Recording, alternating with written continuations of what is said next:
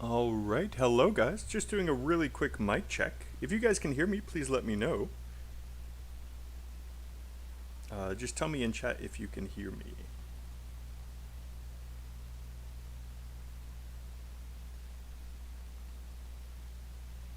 Testing, testing, 1, 2, 3. If you can hear me, please let me know.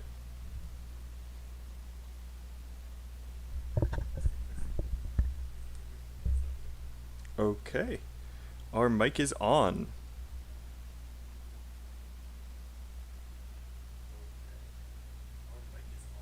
Awesome. By the way, apologies if anyone is watching on their mobile device. We do have a problem where our live streams become blurry when we lower the latency. So to make sure that I'm able to be responsive to people in chat, unfortunately, the live stream on mobile devices, on your phones, on your tablets, it will come off on blurry. We still haven't found a way to fix that. If you're on desktop, there's no problem. It will be crystal clear. Okay. As you can see, today we are going to do natural disasters in the environment. Hi, I'm Michael from the IELTS Grind. Really happy to see you guys, if you guys are jumping in. We've had such active live streams recently. I've been so happy. I'm happy when people are talking in chat. So if you guys want to keep that up, say hello as you guys come in. Just to go over today's schedule. First, we're going to talk about the best ways to learn vocabulary. This will be very fast, maybe 2 minutes, because I've done this many times already. After that will be broad strokes, where we come up with general, we'll see what vocabulary you guys already know to describe the environment, nature, and natural disasters. After that, then we will spend about 15 to 20 minutes on each of these sections. So if you haven't already, I recommend you get a drink and a snack, and make sure it's not something that makes your fingers sticky, because hopefully you guys will be typing during this live stream as well. Okay, so as you can see, first we will be doing writing task 2 vocabulary. We'll come up with some questions and then come up with some useful sentences that you can steal and use in your answers. Same for task 1, same for all 3 parts of the speaking, and then finally a little bit for listening, with a Q&A at the end. Okay, just in case you guys are starting from the beginning, some of you guys do this. Today is the 19th, where we live, Monday, and if you guys are watching this live, I do highly recommend that you do watch it live instead of watching the playback. That's because this is a live stream, this is a class. It's best if you guys are active here. So as we can see, right here we have the live stream. Hello everybody. Make sure you guys press the like button if you like what you see. This is an example of watching in the past. It's very important that you guys hit live so that you're in the present. And then, hi, thank you MRK for joining. Hi, welcome. Yes, so please make sure that you guys are live. Secondly, don't forget down here, we have the document that we'll be working on. So this is especially useful for people who are watching on mobile, because you guys will be able to see this document, copy and paste from it. You guys won't be able to write on it, but you guys can see it clearly. We also have the PowerPoint here, and of course our full schedule. Yeah. Alright, so let's get back into this. By the way, our schedule is here. You can see Taipei, your own time, and our schedule for this upcoming week. So, hello MRK, how are you doing? Thank you for joining. Happy to see you. Yes. While he's answering that, don't forget you can find us on Discord. We have a lot of people there now because of our Saturday classes. If you guys want to find a speaking partner and you don't right now, I highly recommend you join us on Saturday. Just make sure you have Discord set up beforehand. Again, the link is in the description of the video right here. Highly recommend you do it. It's free. You don't even need to download anything. Just a great way to access the community. Okay. We have a full mock test available on Sunday. This will be our 3rd one. If you guys want to go back and try the other ones, go ahead. We will also have a speaking class on Saturday. And on Friday evening, Phil will be doing his regular mock exam for speaking. If you have your own speaking and writing, anytime you can send it to corrections at the IELTS Grind for a free correction. All right. Hello, I see Bye. I see MRK. Welcome, guys. So happy to see everybody coming back. Now, like I said, this is going to be really fast. Best way to build your vocabulary, your receptive skills vocabulary, is to read, read, read. You need to see a word 26 times. When you read, you can do that. To build your productive vocabulary, get a vocab notebook. Get an expensive one so that you feel guilty if you don't use it. And don't only write the meaning. Write collocations, example sentences, draw pictures, and then go out and use that vocabulary. Hopefully on Saturday with us. Okay, and here is the link to today's document. Again, you can see that down below. So let's get started. I'm really happy to see Bye and MRK in chat. Hello, guys. You guys are always super active, so I know that we're going to have a fun class today. As other people join, please say hi. First of all, let's talk about things in general. There are 3 topics we're going to be doing today. Natural disasters, which is pretty easy. The environment, and then nature. Now, we've actually had a live stream on this before, so we're not going to spend too much time doing the broad strokes. Maybe 10 minutes at the most. Oh no! Bye, I'm so sorry! That would explain our low numbers today. We are going to fix that right away. Thank you for letting us know about that.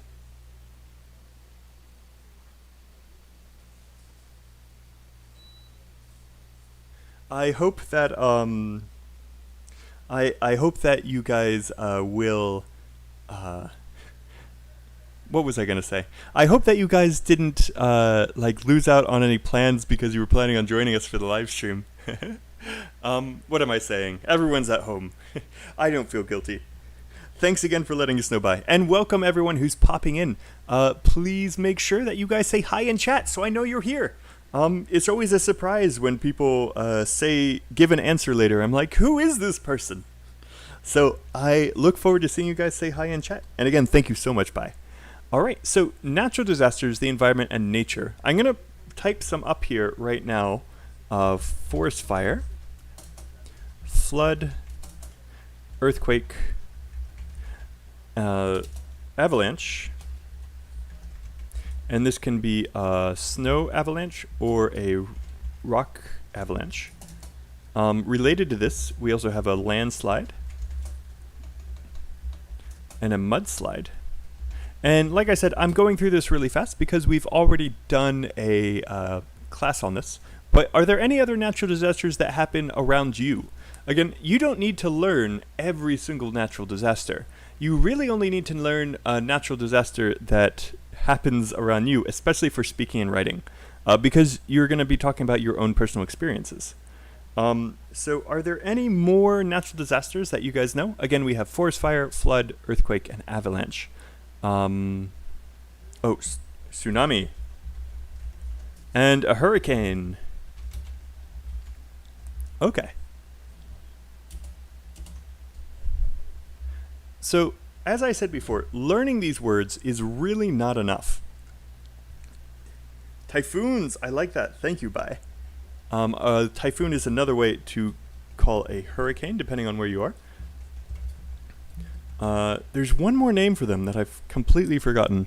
We call them hurricanes in America, in the Atlantic. They're called typhoons in like Taiwan and Asia. There's one more name for them. I'm blanking here. And that also reminded me of twisters or tornadoes. Okay. Nice. So again, these are all the basics, guys. If you guys don't know any of these words, feel free to ask in chat, but these are basic vocabulary terms. What we want to do is choose 1 or 2 of them. And by the way, a rock slide is one more. We want to choose 1 or 2 of them so that we can really go deep and make sure that we can talk about them. Do any of these look interesting to you? Do any of these look like something that happens in your part of the world? Again, the more vocab you know, the more you'll be able to use on the speaking test, on the writing test, and also recognize in reading and listening. Last time we did floods, so we're not going to do that again. While you guys are thinking, and I know some of you guys are shy, some of you guys are just along for the ride, which is perfectly okay. We'll take the watch time. But I'm going to start with forest fires, get some words out just so that you guys can understand what I'm trying to do. And then I hope that you guys in chat choose one of these that we can continue. Again, we're not going to spend more than 5-10 minutes here. So to talk about forest fires, we can talk about where they happened. There were some absolutely massive forest fires. We'll use another word, wildfires, in California and Australia in 2020. These were extremely damaging. These were extremely damaging to the wildlife in the area. Luckily, and were almost completely out of control. I think there's one more thing that we can probably talk about this. Going back to the wildlife. Luckily, there were a lot of people who volunteered and risked their lives to help the wildlife in Australia. And I see the first person has popped in. Welcome. You are a tiger. Again, anyone who wants to, again, in the description of this video, don't forget to hit the like button if you like what you see. We do have the document, so feel free to jump on in. And then you guys can copy and paste any answers here. There were stories in the news of people saving koalas from the fires. Okay, so this is a pretty long thing, but it does have a lot of really good information and collocations here. Absolutely massive wildfires. This is a modifier saying how massive they are. Extremely damaging to wildlife. And completely out of control. I hope you guys see the whole reason we're doing this live stream on this day is to show you guys these collocations and the vocab so that you guys can steal them and try to use it yourself. So, volunteered and risked their lives to help is another good one. Okay, so continuing with forest fires, and again, if you guys would rather do another one, earthquakes are pretty popular. I mean, they're not popular, but they're common, and so you guys might find earthquakes useful to learn vocab about them. Tsunamis, hurricanes, all of these are great. I mean, they're not great, but they're useful to talk about. Let's continue with forest fires. Let's see if there are any more ways we can describe it. The one that happened last year cleared huge swaths of forest. And again, these are high-level words that you guys can be stealing. These are like level 7, level 8 words. There was a huge problem. I wonder if you guys saw this in the news. There was a huge problem with forest fires in America being started by... Does anyone know what this is? Bushfire. Hello, Raghav. Welcome. Glad to see you. A synonym for a forest fire is a bushfire. We also have a wildfire. Any more? In America, being started by gender reveal parties. You know, when parents show their friends if their baby will be a male, a boy or a girl,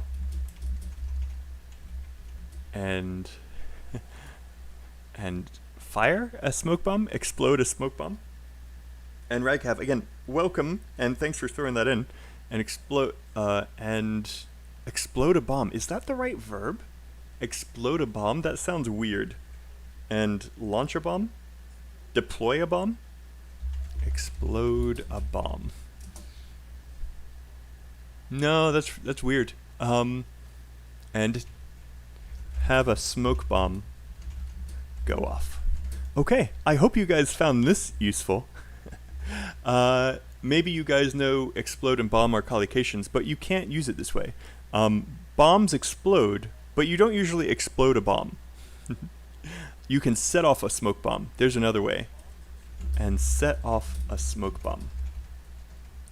All right. Did anyone hear this story before? Let me know in chat if you did. And a huge problem. Okay. How about solutions?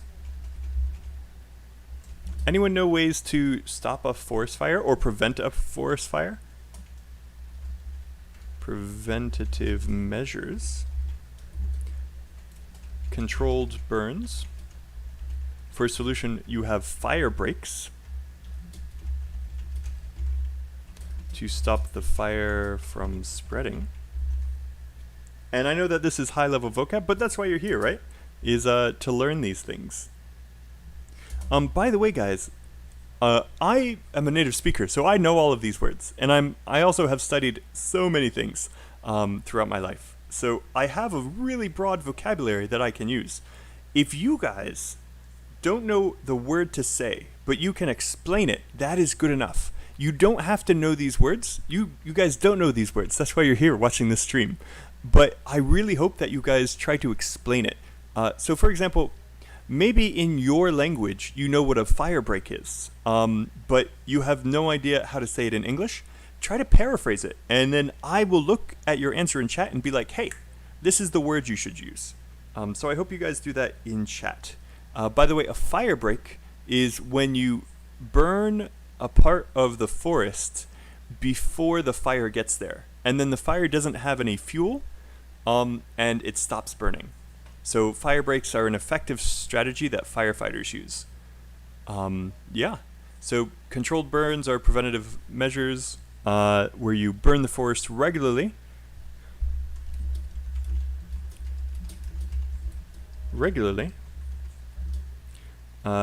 To stop huge ones from happening because there is less dry wood to burn.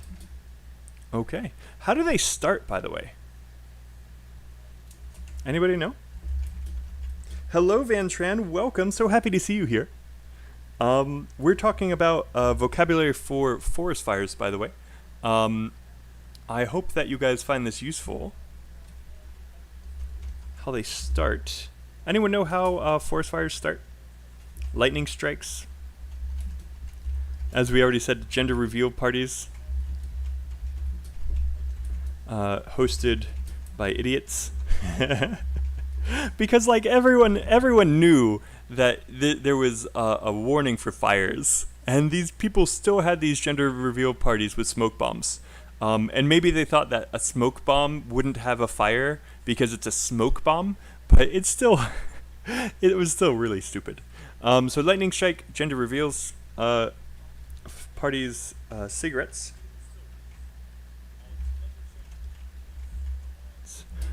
Cigarette butts.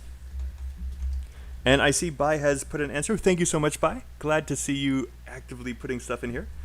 People use helicopters to spread water to stop the fire. Yes, that is excellent. So that would be a solution. So we would probably say, so by the way, that was good paraphrasing. If you said that during a test, that would be a 6 or a 7. Because even though you didn't know the right word for it, you were able to express it in good English. A 7 would be you made no mistakes in your explanation. A 6 would be you made some mistakes, but you could still be understood. So excellent job. So a solution is to spray the forest fire with water or a fire retardant. from a helicopter to try to put it out.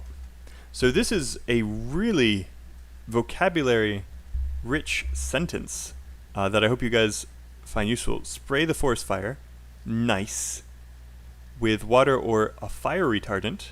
Whoa, that would be a high level word. From a helicopter to try to put it out. Okay. So bye, thank you so much for that answer. That was exactly what I was looking for.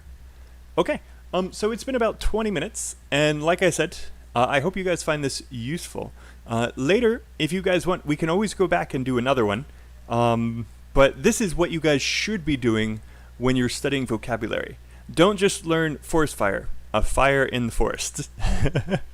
Learn how to describe it. Learn the collocations that you can use. Absolutely massive. Talk about the results of it or what people do about it. Oh, and I see we have another person, an anonymous hedgehog. Welcome. Thanks for joining. And then think about how it can be solved, how they start, and of course synonyms if you know them. Okay, nice. Let's keep going then. If anybody wants to come up with some sentences and leave them in the comments after the video, or if you guys want to leave them in the chat, me and Phil will get back to you with answers. If you do it in the chat now, I can correct it immediately. If you leave it in the comments, me and Phil will get back to you later. So you don't have to do forest fires, you can do any of these, and me and Phil will be happy to help you out. Okay, so let's next jump really quickly to the environment. We already actually did a whole video on this, so we're not going to be focusing on the environment too much, but we will move to nature. So when I say nature, what kind of categories do you guys think of? What things do you think of when I say nature? So just as an example, flora, which is a high-level way to say the plants and trees. Alternatively, you could say fauna, which is a high-level way of saying the wildlife. I also recommend that when you guys are learning these words, learn it with the article so that you don't make a mistake later. A lot of students have trouble with the articles. They forget to say them. And so when you're learning a word, learn it with the article so that you get used to saying it with the article. Okay. Mother Nature, ecosystem, forests, wild animals. These are great. So I'm going to put wild animals under wildlife. And then trees, ecosystem, forests. Mother Nature is great. That's a fantastic collocation. Yeah. Mother Nature. And Mother Nature is one of those words where it is high level. It is right to say. However, we don't use it all the time. So when you learn Mother Nature, make sure you learn when to use it. That's another reason why we're doing these live streams, is so that people can realize when it is appropriate, when it is okay to use these words. You guys are on fire here. A niche. Ooh, I like that. Let's put that under ecosystem. I feel like you guys just really hated forest fire. I feel like if I had chosen another one, you guys would have been a lot more active. By the way, welcome everyone. Happy to see everyone here today. So a niche. And if you guys want to know the high-level collocation you can do with that, an ecological niche. Nice. By the way, if there's ever a word here that you guys... like Van Tran just did. Thank you, Van Tran. A niche is... let me write this down so you guys can see if anyone's bad at listening. A niche is a position or a place in an ecosystem. So, for example, if I was to say a sentence, what niche do bats have? And they eat insects and keep insect populations down. We can also see animals get pushed out of a niche. let's see, what it was an animal that was pushed out of a niche. Usually it's because of invasive species. So like a species who's better. So there we go. We can talk about population. We can talk about species. Domain. That sounds really familiar. It's been a long time since I took a ecology course. I did take ecology courses. I loved learning about nature and ecology back in college. Domain sounds really familiar. I think it's on the ranking of like biosphere. And then, was it domain? These are like the levels of the environment. Raghav, I think that you probably learned about this before, or maybe this is what you're studying in college, or studied in college, and so you know this. What was the next one? Habitat. Habitat was not part of this ranking system, but these were levels of how we categorize the environment. So I'm not gonna lie, this is a little bit of specialist knowledge. If you guys don't know this kind of stuff already, don't worry about it. You may see it in a reading, but if you are able to use it well, of course this is an example of the type of knowledge you need for a 9.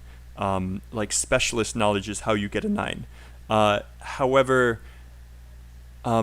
it's specialist knowledge because only people who study it know this vocabulary. So we're not going to spend too much time on this, but if you do study ecology in high school or in college, using the words that you learn from there will help you. Okay. 15 years back, you're right, sir. Nice. So you're like me. I don't even want to think about when I stopped studying this stuff in college. Yes, but it was so much fun to learn, right? Okay. So habitat, by the way, if you don't know, this is where animals live. And this is actually a really, really useful word because you will probably see this in a reading or a listening about the environment. And if you can use it correctly, it's going to raise your writing and your writing and your speaking. So habitat destruction is a really common phrase. So habitat destruction is a serious issue that the government needs to do something about. We are destroying a lot of animals' natural habitats. And as a result, they are either going extinct or becoming a nuisance. Okay. So, a lot of animals' natural habitat. This is a great collocation. Going extinct or becoming a nuisance. I have a feeling some of you guys know some of these words, but I bet you don't know all of them, which is why you're here. Oh yeah. Okay. So, yeah. Tiger's natural habitat is the jungle. Okay, just to show you guys how this is used. And of course we need the possessive. Okay, no, this is great. Apparently Raghav is a boss at this. So Raghav, if you're ever in the Discord, let people know so that they can pick your brains and ask you about this kind of stuff. This was fantastic. You guys did a great job with the ecosystem. Now there's one more thing that I do want to talk about before we move on to the fun stuff. And that is wild animals. So some of those words from ecosystem can be used down here, like species, population, habitat, and niche.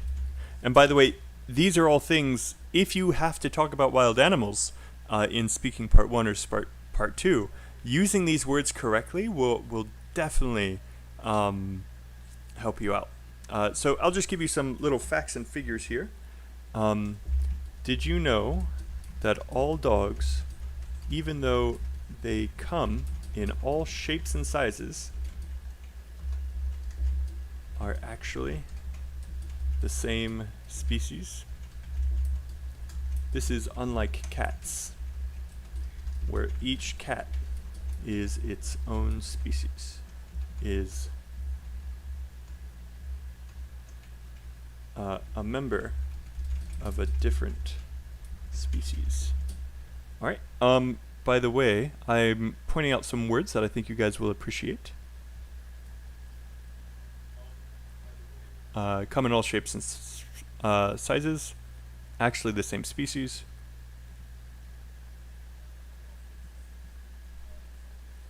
And unlike cats, I'm going to highlight this because I have a feeling this is a piece of vocabulary this is a structure that people use.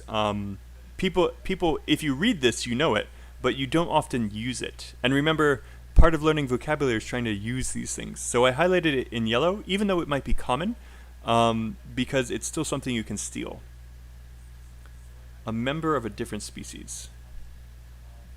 Okay. And Jesse, welcome. So happy to see you. Go extinct. So extinct, I'll put the noun form, and then I'll also put the verb here. Go extinct. It's really important that you guys learn the difference between these. This is a problem that a lot of people have. Like, even during our speaking class on Saturday, I heard a lot of students using the noun when they were trying to use the verb. And that will definitely lower your grammar and your vocab score if you make that mistake. So make sure you guys are learning how to use these. Fill a niche. Habitat destruction, we talked about before. The rabbit population is growing out of control. By the way, when you talk about a wild animal, we should also be able to describe what they look like.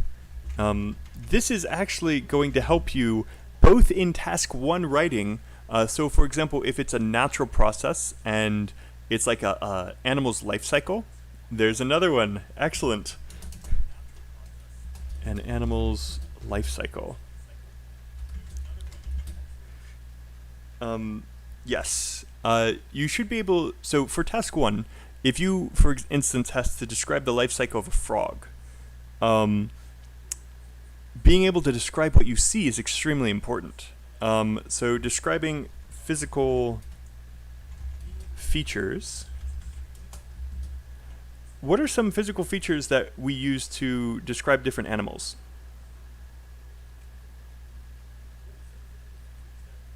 Ooh, natural selection. I like that one, Ventran. Go extinct because they failed at natural selection. How would we use natural selection in a sentence? Let me think about that. So while I'm thinking about natural selection, can you guys tell me what are some physical features that we use to describe animals? Just to give you one example, I'll say fur or scales. And I'll also use the verb have fur,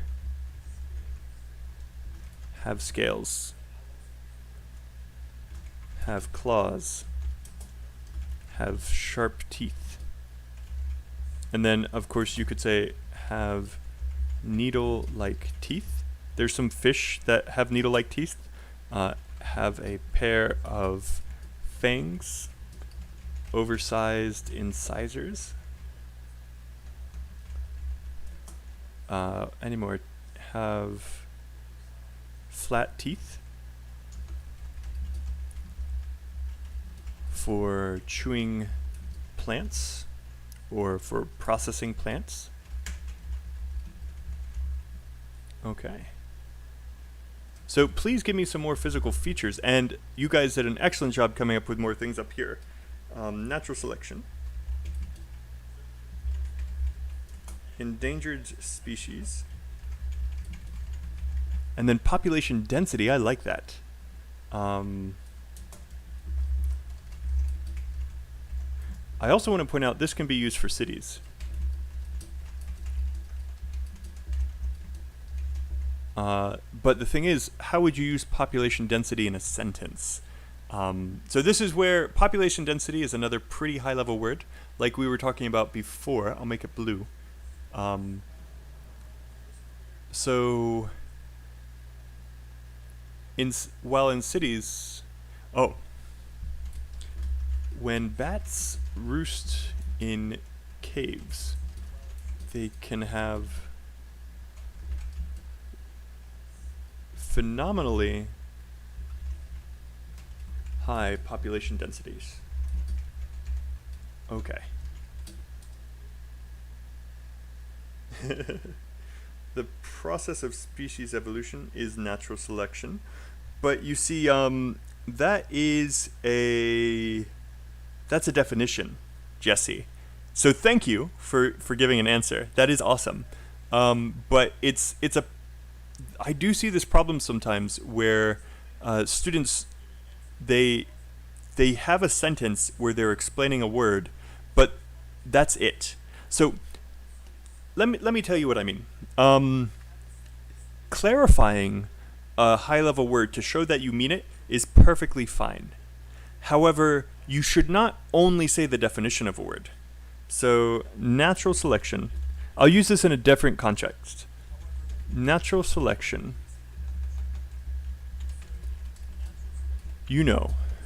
when when species die out if they can't compete to fill a niche, is being used to train AI. This is a good sentence, because you're using natural selection to make a point. Okay. You're using natural selection to make a point. So if you said this during your IELTS exam, it'd be great. If you were talking about a topic and then you suddenly stopped and you said, natural selection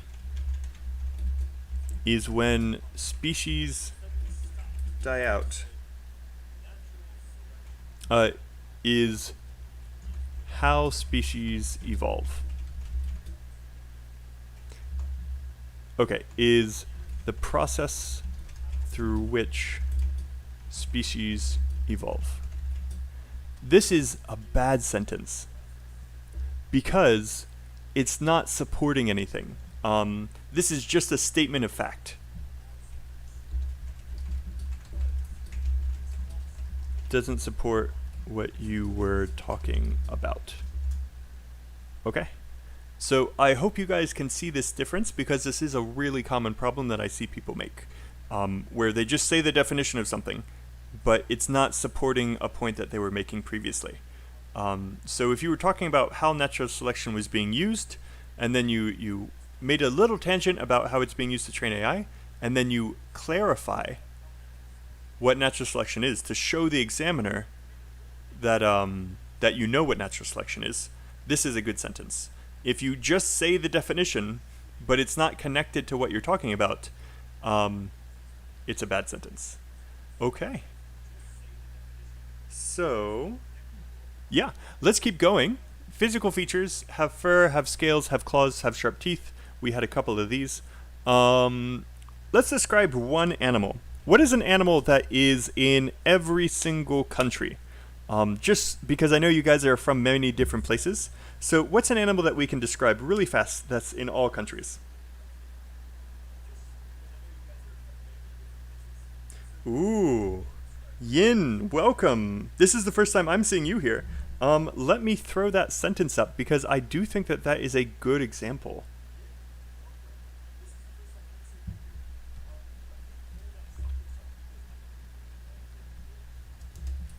Yeah, that's a beautiful sentence. Yin, thank you so much for this. And the acute sight is really nice vocabulary. And this, by the way, is fantastic grammar. There's so much to highlight. I can only highlight one thing. The acute sight that the royal eagle has. This is a relative clause describing the sight. So great is the product of a very long natural selection. Now this is a little bit weird. The product of the very long natural selection. We wouldn't use this as a modifier. Is a product of natural selection. So I'm going to delete this here, but then I'm going to show you what you could have said because you were very close. The acute sight that the royal eagle has is the product of the long process of natural selection. See, this way the long process is not describing the product, it's describing, this sounds better. I'm sorry, I can't go too deep into it right now because we do need to keep moving. But yeah, this was a beautiful sentence, especially with the relative clause and that collocation there. Okay. Omnipresent. Yes. So let me write some of these. Thank you for saying tail by. That is something that animals have. Elongated. A long tail. A short tail. A fluffy tail. If you want to go higher level, a pensile tail. Is this the right word? Prehensile. I know this word. I've totally used this word when I was writing before. That's something that might surprise a lot of people. I know the word prehensile tail because I've definitely read it, but I don't think I've ever written it down before this moment. Okay. Ooh, the diet of the animals. That's nice. So the diet, you can have an omnivore. So herbivore, carnivore, omnivore. What are the other ones? Raghav, do you know off the top of your head? There are a few more. Scavenger, detritus eater, worms, eat already dead things. Herbivore. What do herbivores eat? Anybody know? And what do carnivores eat? And what do omnivores eat?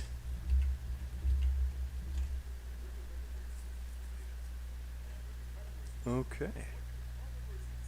Plants, nice. So these are pretty simple words if you know them. Of course, you probably know these in your own language, but you never had to learn them in English, and so,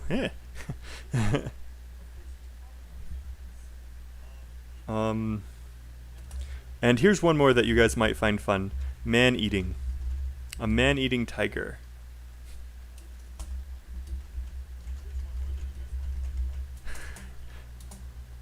Yeah, I went to the zoo and I saw a man-eating tiger. It was so much fun. When I went to the feeding time, I didn't realize that their keepers doubled as a food source. Oh, that's so dark, so terrible. Yes, carnivores do eat meat. They eat prey. And another thing that you can say is they're predators. So this is actually a word that often pops up, and students don't know, and they see it in a reading and they have no idea. So I hope that you guys are finding this useful. Sharp canines. Ooh, so this is a characteristic of a carnivore, and it's also a type of teeth. I didn't write them. Whoa, up here. Sharp canines. By the way, the canines, you guys have canines. You're not a dog. Don't worry. Everyone has canines. If you touch your teeth, it's the pointy tooth. You have two of them. Uh, these are your canines. I wonder how many of you guys are actually touching your teeth right now. I have no idea. I hope a lot. I hope I started a trend. So the pointy tooth is your canine. So sharp canines are fangs. If they're really big, oversized incisors, all of these have the same meaning. Great. Yeah, I know, right? Raghav is on fire with this topic. I don't even know why you're here, Raghav. You know all this stuff. Yes. Okay. That doesn't look like your IP address. Sorry, what were you saying with that number, Raghav? Oh, is that the tooth number? Oh man, are you a dentist or a veterinarian? That's crazy. So we use a numbering system to identify what teeth you have. So that's really cool. I'm assuming that's what he says, or he could just be typing numbers. FDI notation. Yeah, that's crazy. I'm starting to think, Raghav, that you are a veterinarian or a dentist. Because you studied ecology, I'm assuming a vet, but we'll see. Nice. Okay, and I have a feeling that you actually just taught a lot of people. A lot of people don't know that we have a notation system or a numbering system for our teeth. So that's what Raghav just shared in class, in chat. All right, guys. You guys have done a great job here. Now there's some basic stuff. Just really fast, I'm going to finish this one. Have fur, a thick coat of fur, a valuable pelt, like a beaver's pelt.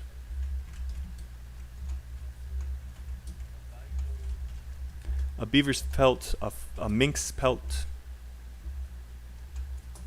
Yeah. Okay. If it's sheep, then they have wool, a woolen coat.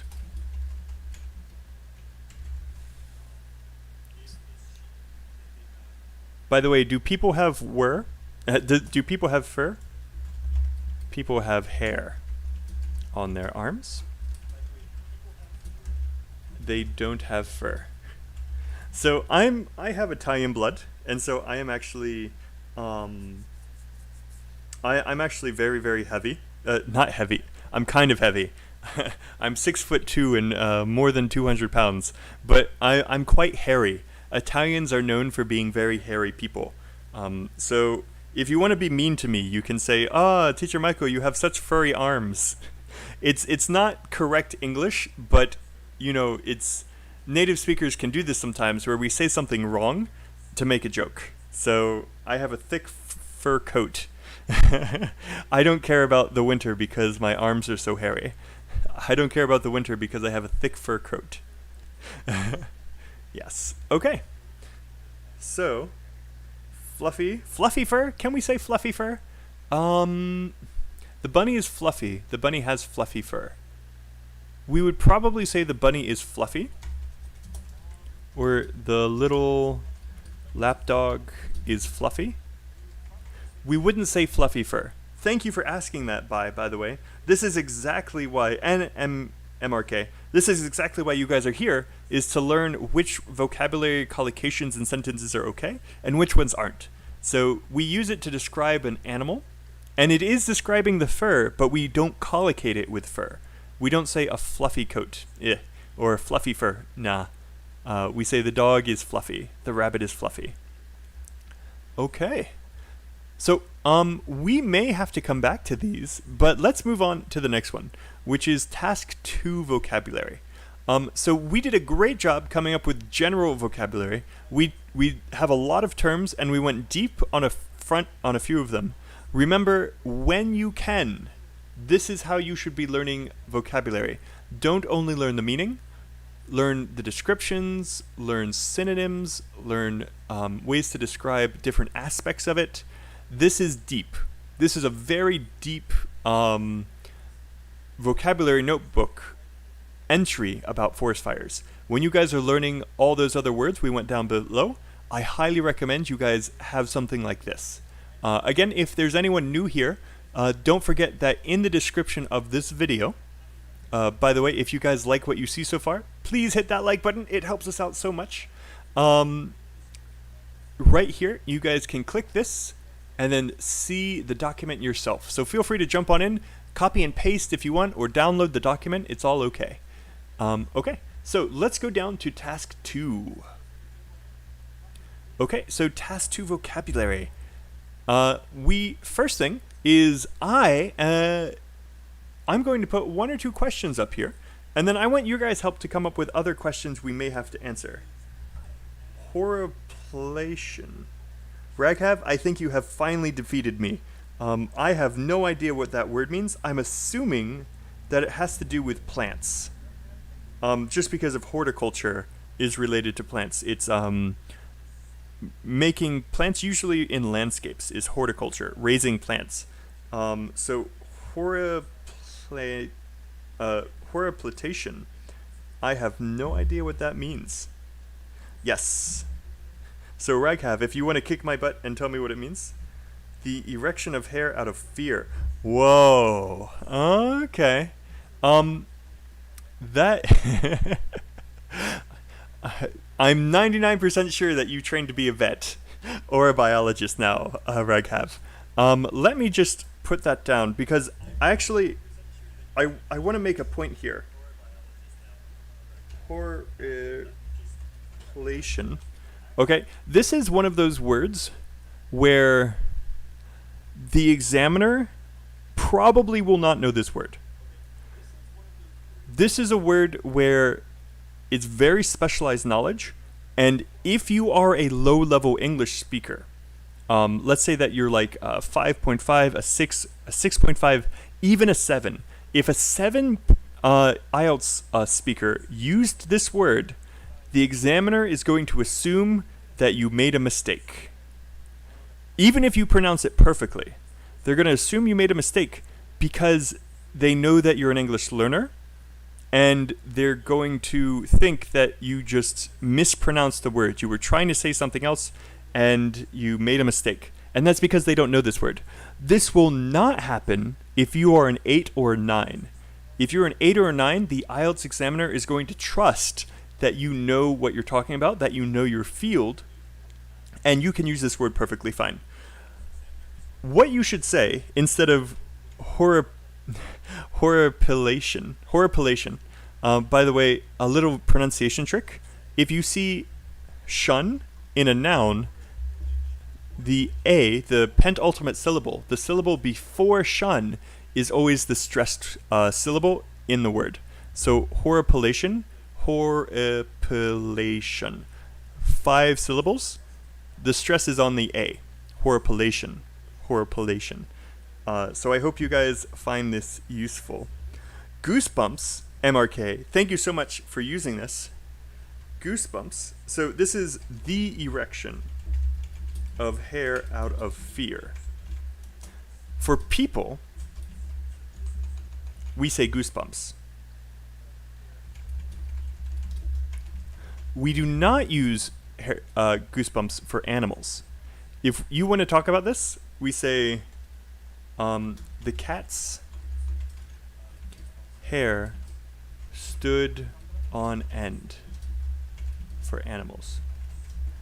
If you are lower level and you want to say this, this is the sentence frame you should use.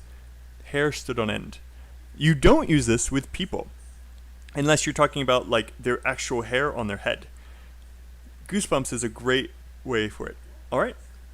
So I hope you guys found this useful. We learned a little pronunciation tip. We learned a word for describing people. And we learned that you should be careful if you're using very specialized knowledge. Okay. Nice.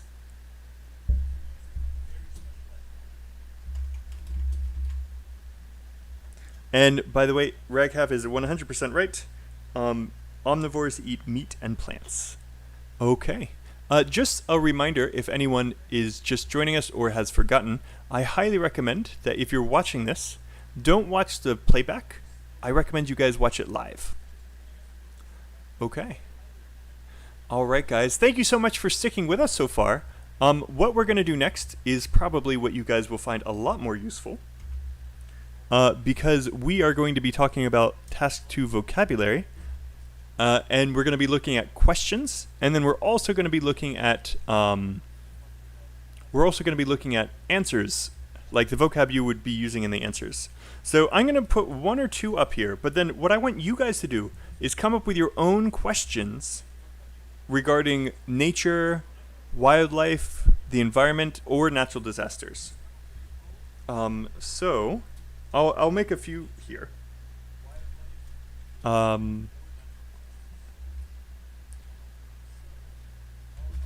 Many countries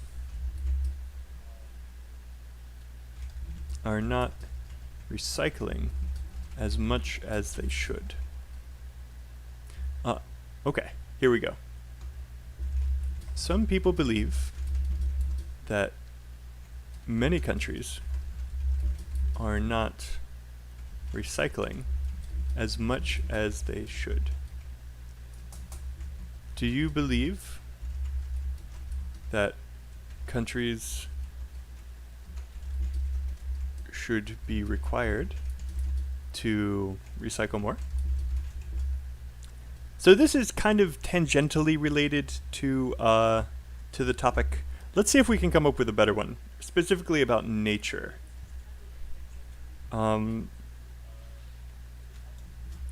Many virgin forests, that is, forests that have not been used or touched by humans, are being cut down to make way for pasture for cattle and pigs. What are some of the effects of this? What can be done to save these forests? Ooh. If anyone working at the IELTS exam is watching this, I think they'd look at this and go like, I know what I'm going to put in my next test. Okay, let's see. Bai has put one up. And by the way, if any of you guys want, I highly recommend you guys put your own up here. And I will let you know if it's likely to go in. We're just going to spend about 2 minutes doing this, though. Okay. Some people believe it is too late to save our environment. Do you agree or disagree? Oh, man. This is a good one. Bai, I think this is better than the two that I made. Nice. Okay. Can you guys come up with some as well? Anybody else gonna beat Bai? Bai beat me, that's for sure. This is a really, really good one. Oh, I have one more that I think is probably likely to come up.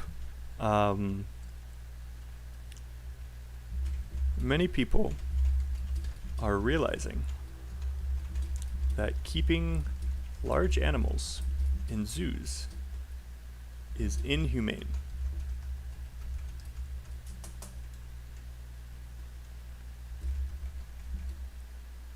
Should zoos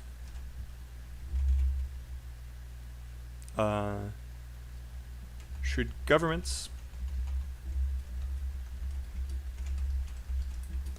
require zoos to no longer keep these animals?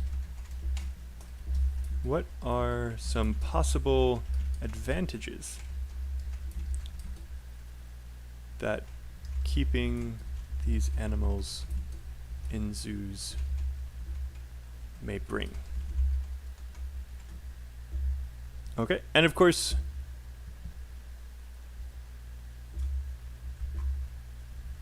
this could also be changed to, do you agree or disagree? All right. It looks like you guys are not feeling coming up with questions, and we do have enough right now. We have 4. But now we're going to look down here and look at and look at some vocab for useful answers. So we're going to take buys because it was freaking bad. Because it was really, really good. So we're going to take this one, and then we're not going to answer it, but we're going to come up with ideas for how to answer it. Oh, buy has a second one. Let's throw that up here too.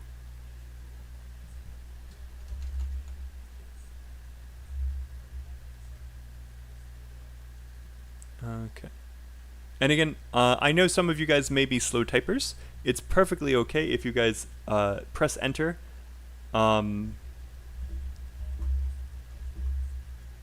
If you guys like are slowly typing something and then sharing it, even though we've moved on, it's perfectly okay. And that actually reminded me of even one more. Thank you, Bai. We'll look at the one I just copied and pasted in a second. This one will be hunting. Some people believe hunting to be no longer. Some people believe hunting should be banned, while others believe it shouldn't. Discuss both sides and give your opinion. By the way, guys, I do want to point this out now. You guys might see this at the top of my screen, and then also in the PowerPoint. You guys can submit us essays. If any of these look interesting or difficult, you guys are more than welcome to send us an essay completely for free, and me and Phil will be more than happy to make a live stream and tell you exactly what was good, exactly what could be improved, and this is completely for free. We'll give you a score for the writing and tell you what you could do to improve it, and even have a model answer at the end. It's the full package. If any of you guys, if that sounds good to any of you, maybe you don't have access to another school that offers these services, maybe those services are too expensive, or maybe you just really like me and Phil and want us to do it. I highly recommend you guys take one of these topics, write the essay, and then send it to us. And yeah, me and Phil are always looking for more essays to talk about. So I hope you guys take us up on that offer. These are some great questions, and we're about to learn some vocabulary that you guys can use to talk about them. Okay, and let's see, the one that, let's fix the grammar really fast. It was really small things, the S and others, the article. Some people think that we should protect wild animals. Other believes it is a waste of money. Discuss both sides and give your opinion. Okay. Yes. Okay. So let's go here. Useful for answers.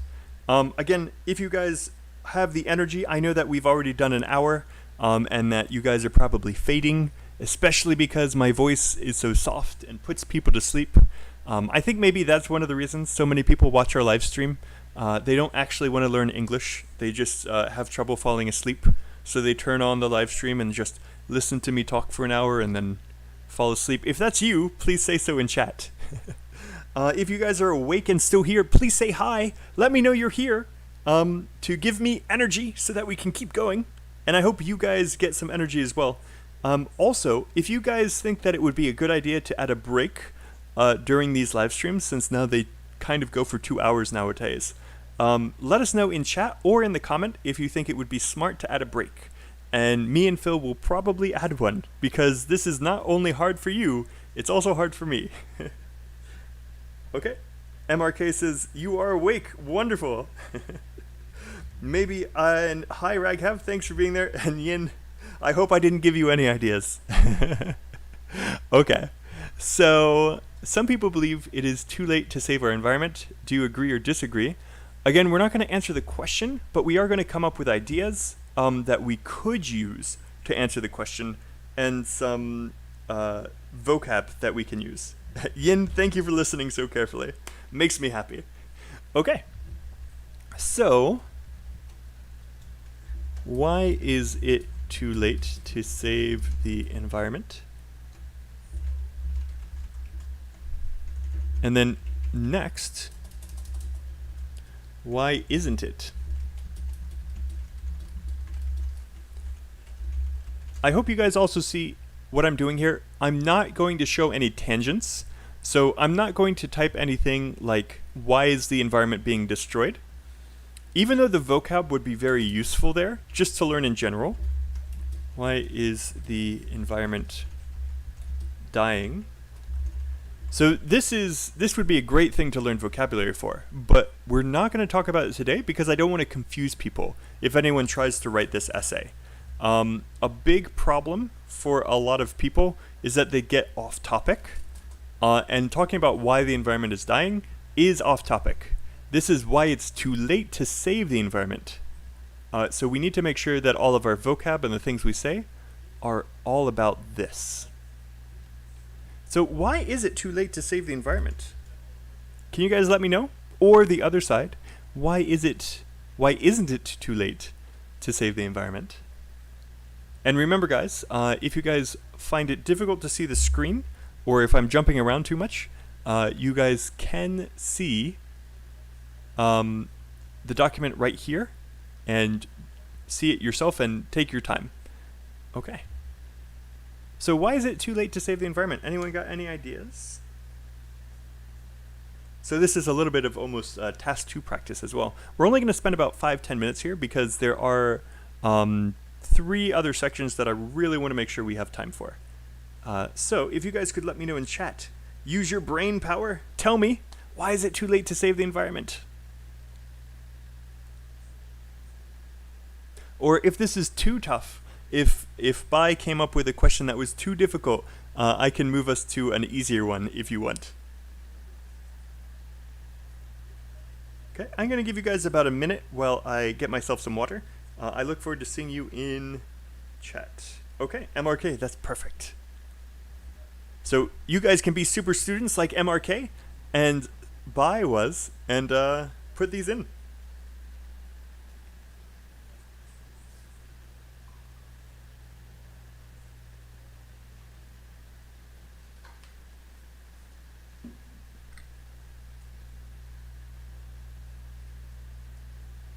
Ooh, In is going very spiritual. Okay. So I'm going to copy these over. So it is too late to save the environment because global warming, let's fix this a little bit. Global warming cannot be reversed. Okay. Now, remember that if this was an idea that you were writing about, you would need to have details to prove that. We waited too long. The science shows that we are going to experience runaway global warming and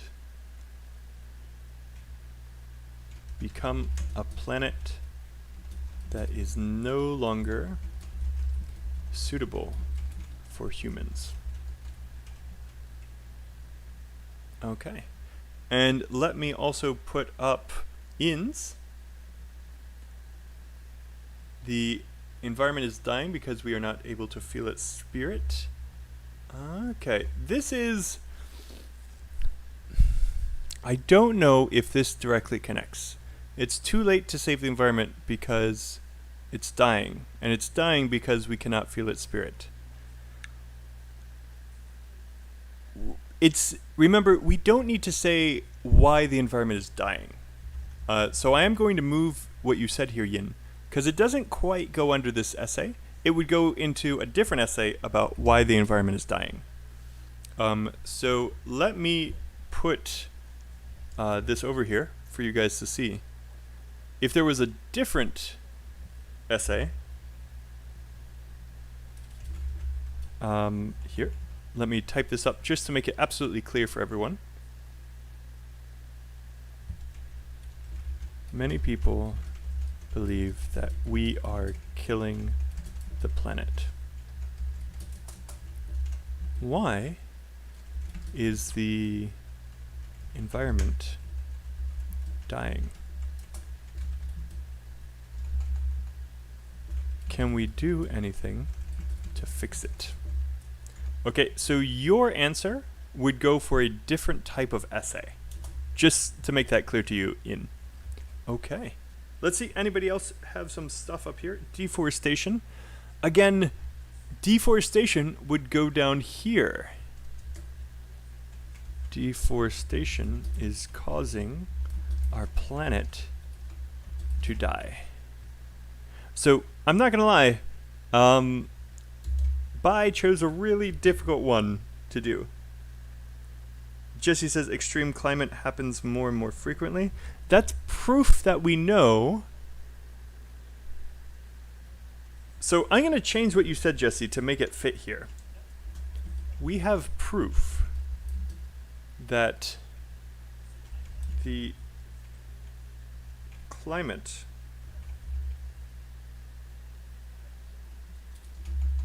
extreme climate that we are experiencing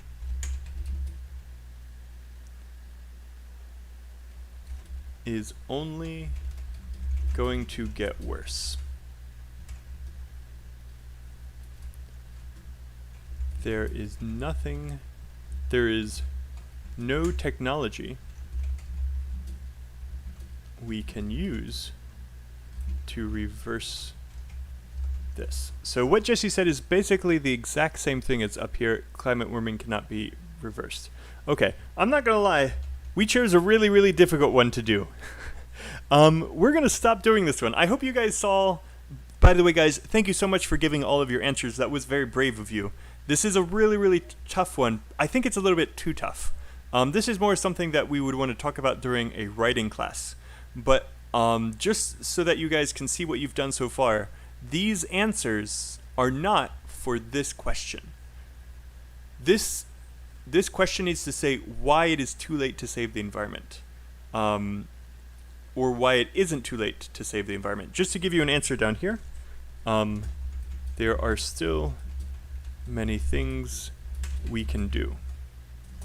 For example, switch fully to renewable energy before 2050.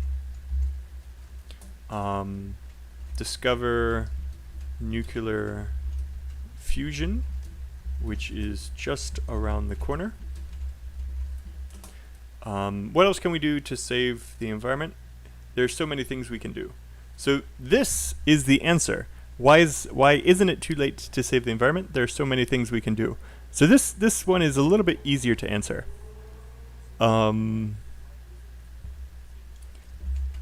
Move everyone to space.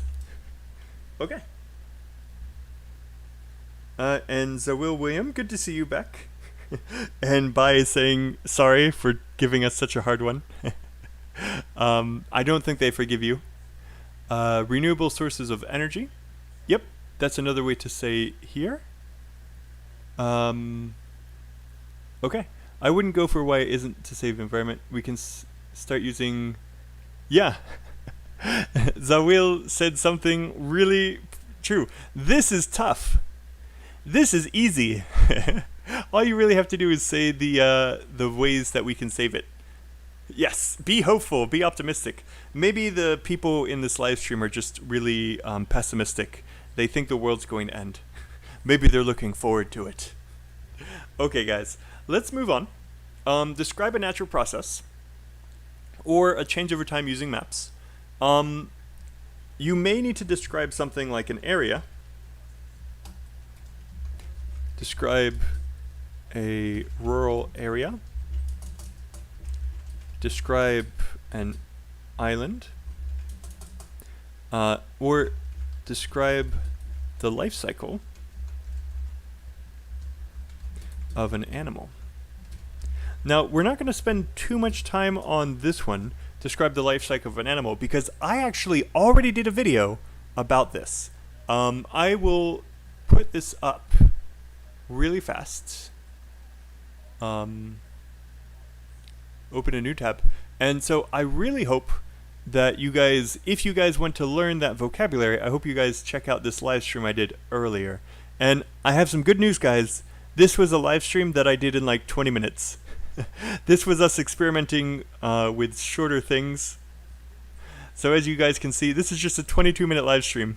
But in it, there's a lot of vocabulary we can use to describe the process. So I am going to both put this into chat, and then I'm also going to... Oh, thank you, Ian. Thank you so much for the kind words. I'm glad. Yes. And I'm also going to add it down here so that you guys can check it out on your own time. Okay, describing a rural area. This is something a lot of students struggle with. If we were going to describe a rural area, what would be some things that we would say? Like, what are some things that are in rural areas that you might need to mention on a map? So these are two different task ones that you may have to do.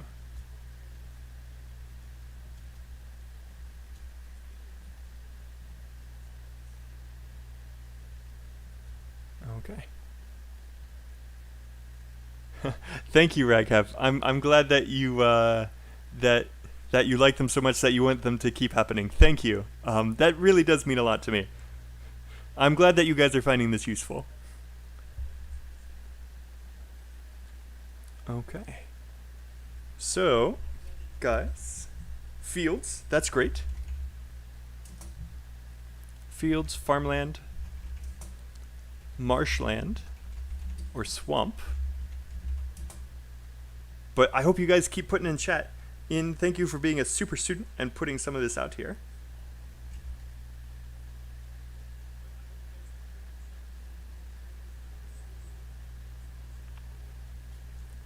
Anything else to describe a rural area? Dilapidated houses, or houses that are in a state of disrepair.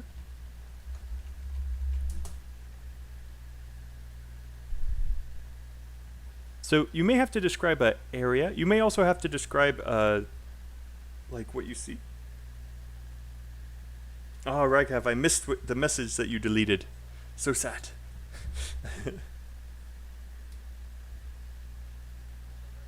Ooh, pastoral. So these are adjectives. So I will put these up because they are good. But again, for anyone who doesn't know these already, you guys should not just learn these words, you should learn how to use them. So just to give some examples, not all of these are adjectives. The last one, hinterland, is a noun. But again, it's describing the same thing.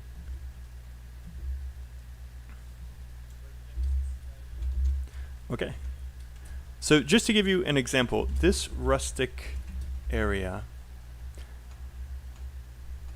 experienced a period of significant growth. Okay, that's a really good one to use there. Okay, yeah, no. So you can also describe parks, a lake, the coast. If it's like an area by the sea or by the water.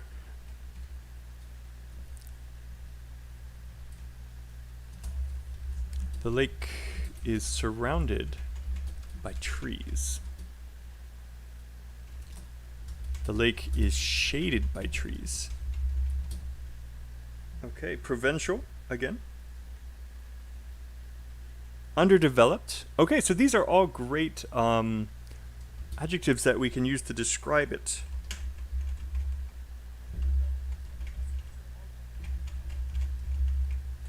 Obsolete house. Obsolete house is not a great collocation to use, Raghav. I wouldn't say the house is obsolete. An obsolete house. Dilapidated house is okay. A vacated house is okay. Yes. But again, that's why you guys are here, right? It's to learn these things. Great. So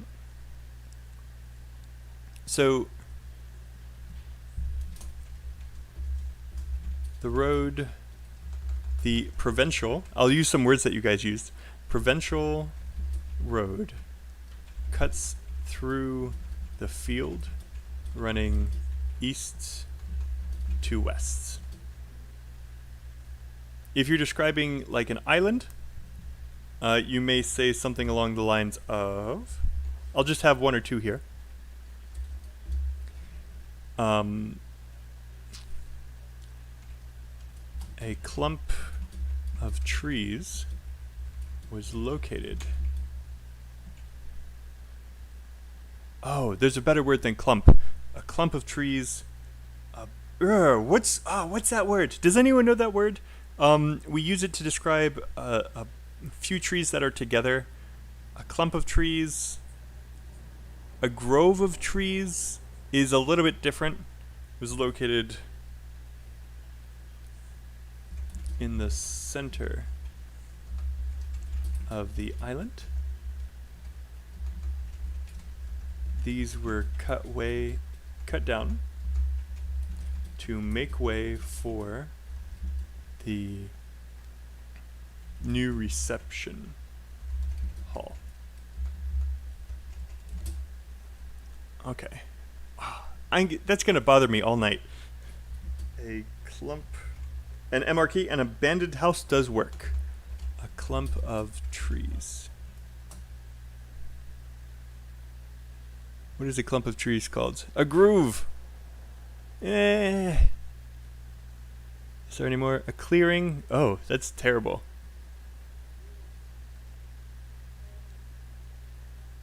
A grove, a forest, an orchard. Okay. I guess a clump of trees is fine. Alright. And I am going to add that one. An abandoned house. Awesome. Alright guys, great job with these. Okay, next up, we're going to move down here to what you guys all were waiting for this whole time. So those of you guys who are still with us, thank you for sticking around. I really do appreciate it.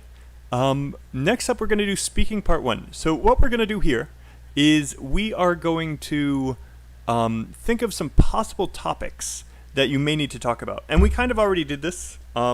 Wildlife. What was another one? The environment. Nature in general. Natural disasters. Do you guys know of any other topics that you may need to talk about for speaking part 1? And remember, speaking part 1 is always going to be about you and your experiences. It won't be about something that no one has experience with. A ramshackle cottage. Raghav, that's great. I like that one. A ramshackled cottage. I like that a lot. Okay. I'm going to throw that in here too. In fact, I'm even going to show a picture for everybody.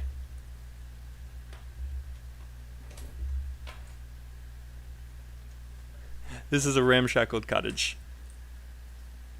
Yep. Nice. Okay. So. Trees, I see.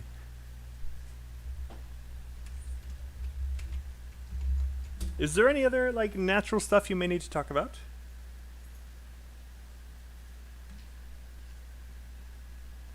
Ooh, and now Bai is getting into the next part. And for this part, I'm not able to write any questions. So I need you guys to tell me what questions you guys think. So where can you see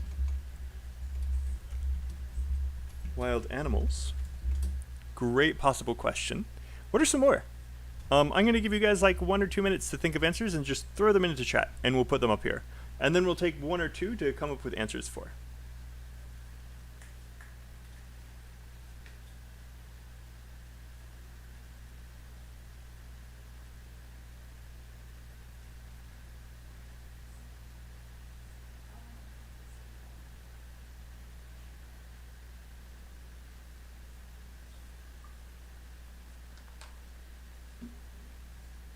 You guys are doing great, by the way. Thank you so much for being so active in chat. It's great to see everyone here. Please tell me some questions that are related to any of these topics.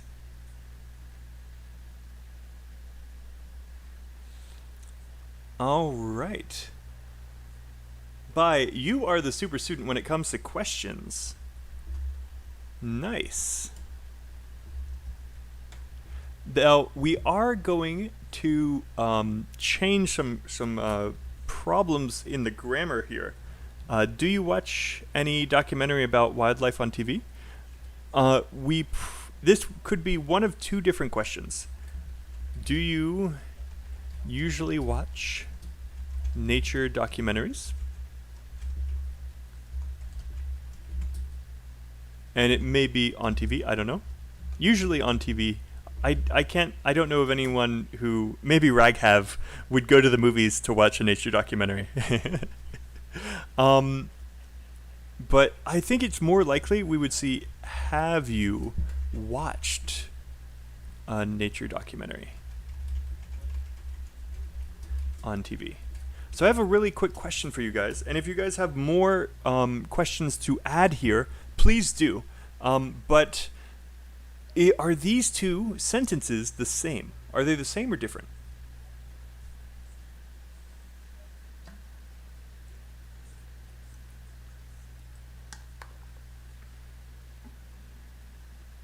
So are these 2 questions the same? Do you usually watch nature documentaries, and have you watched a nature documentary? So if you guys would please answer my question or add your own questions about these topics. Come on guys, you can do it!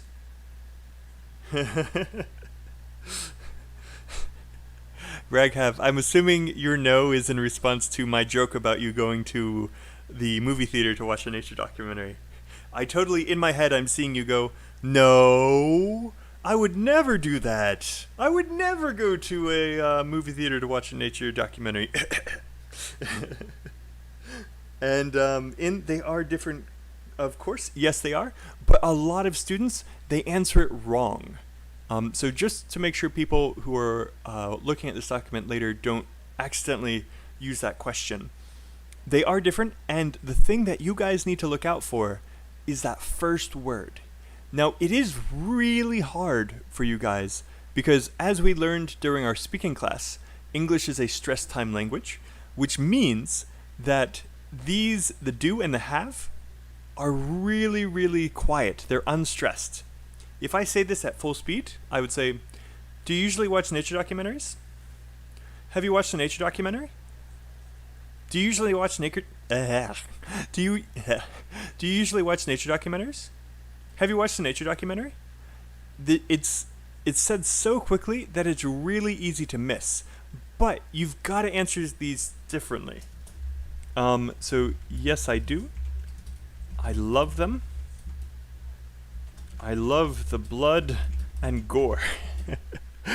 I don't know. Maybe that's why you like it. Probably, yes, I do.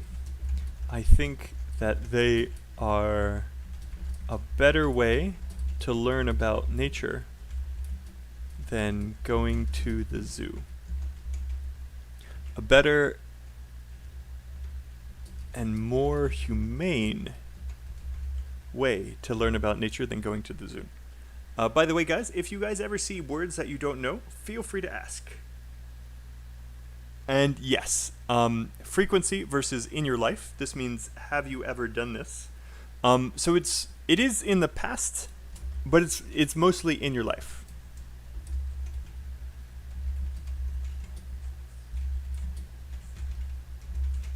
And by the way, another reason why students hate present perfect, this is present perfect, by the way, have you watched versus do you watch. Please make sure you guys see the ED there. Okay.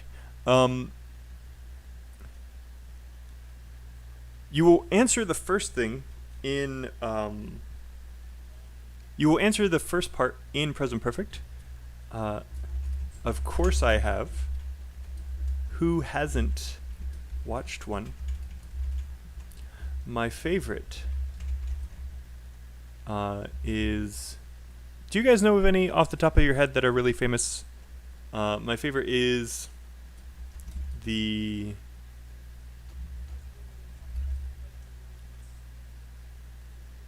Ocean series, the Life series that was put on by PBS.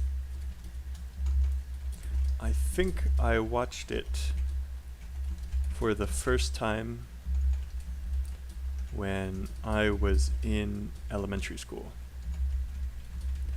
And by the way, I do see your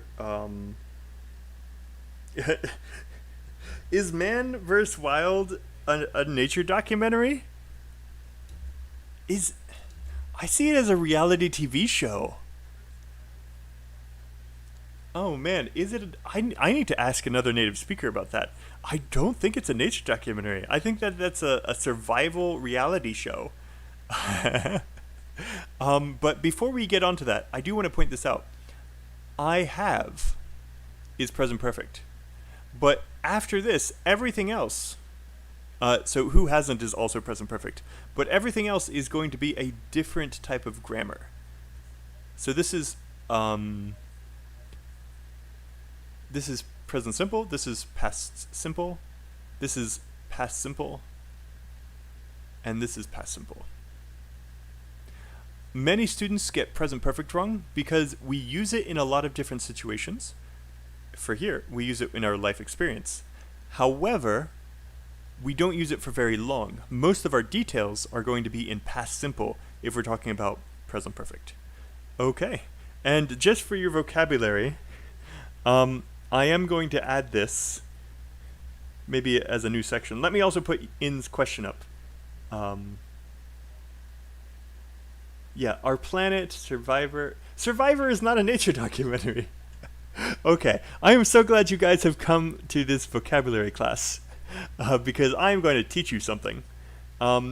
Is there any animals habitat in your neighborhood?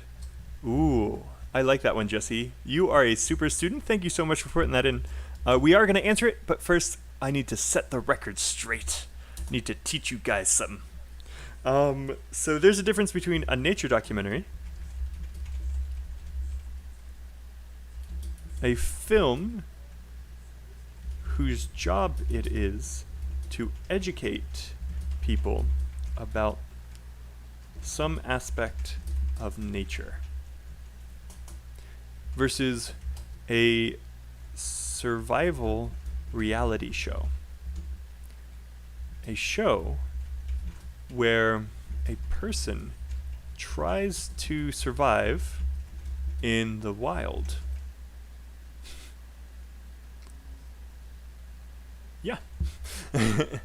These are two different things, and I hope that that's clear. Documentaries are usually educational. Reality shows are junk food. Okay. All right. So just to make sure that you guys see the difference, Man vs. Wild is a reality TV show. Survivor is a reality TV show. And then the ones that you guys mentioned other than that are nature documentaries. Earth, Our Planet, Planet Earth. You would think that they would have more original names. These are all very boring names. And there's one more that I'm going to add, Shark Week. By the way, since you guys are all studying for the IELTS exam, I'm assuming that it's mostly a young adult audience, or an adult audience at least. So I am going to plug another YouTube channel.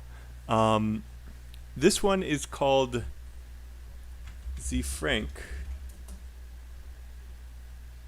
This guy does nature documentaries, and I will put this in chat if you guys are interested. These are really, really funny, but they're also dirty. So if you don't like dirty humor, like humor about death or sex or that kind of stuff, don't watch it. But this guy, he does hilarious nature documentaries. As you can see, they are all very short, and some of them are extremely cute.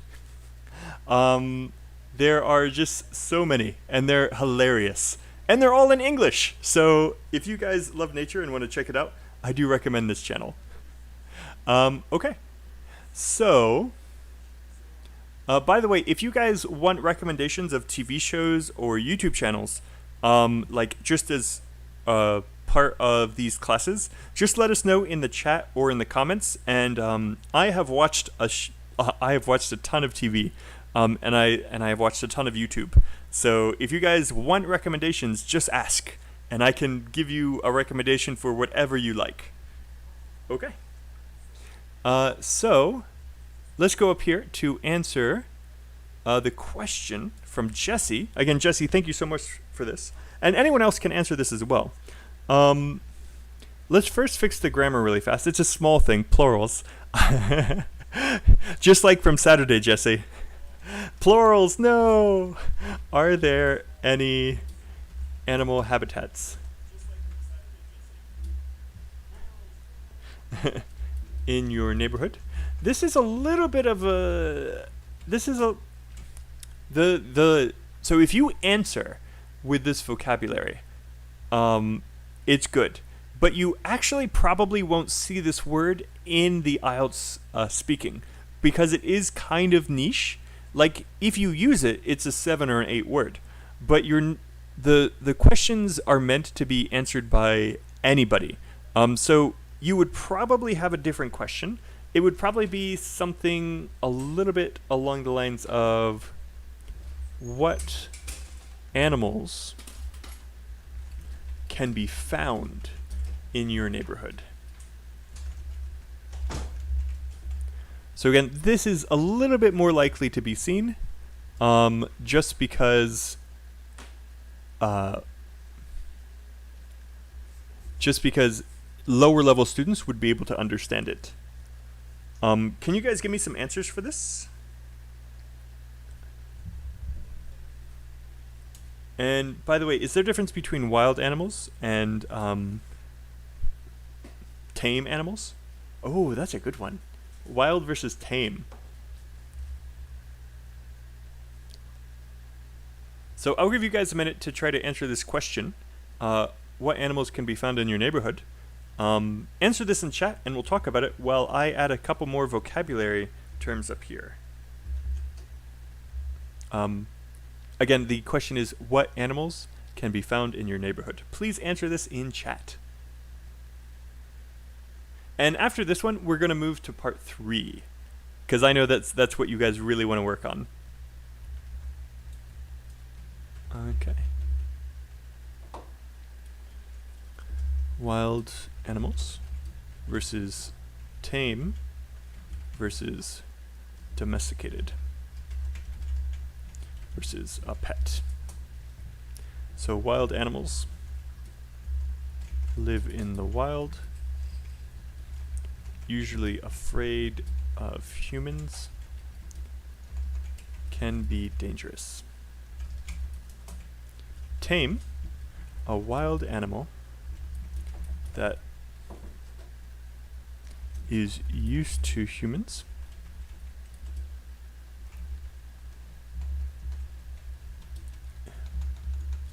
may be a pet. Just to give you guys an example, a tame wolf. Okay. And again, guys, while I'm writing this, please write your own answers for what animals can be found in your neighborhood. Okay. Domesticated, a species that has been raised by humans for so long that it has changed. Just to give you guys some examples of this one: cows, pigs, chickens, dogs, and cats. And by the way that they changed, dogs have floppy ears now. Their ancestors did not. Okay. And then sheep.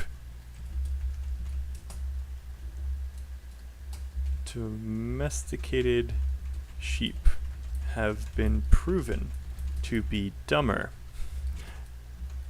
than wild ones.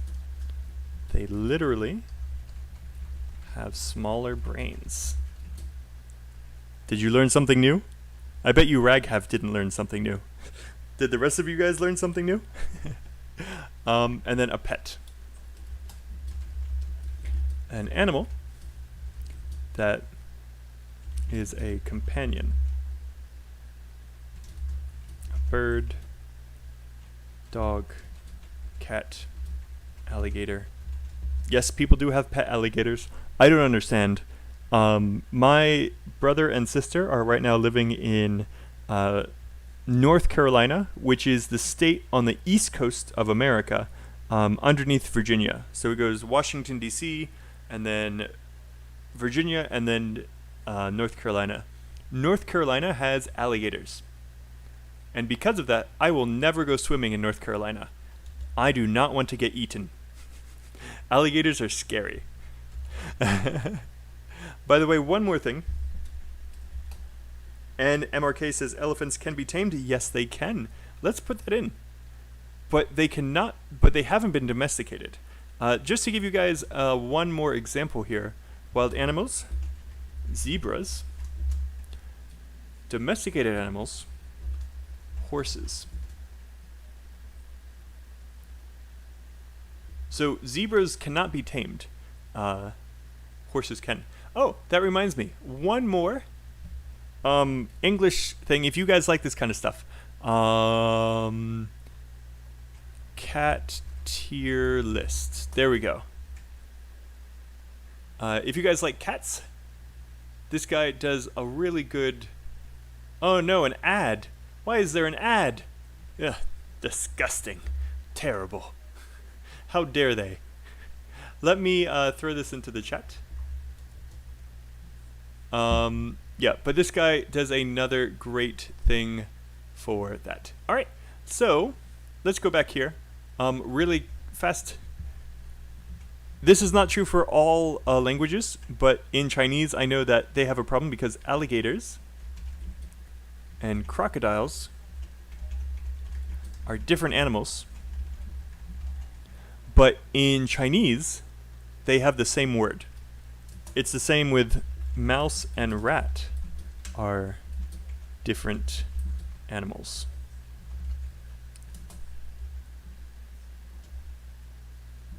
If you put these animals together, the bigger one would eat the smaller one. Because they're different species. They can't make babies. They are different species. All right, let's look at your answers. You guys did a great job while I was doing that down there. Let's see what some of these answers are and correct them. Jesse, great.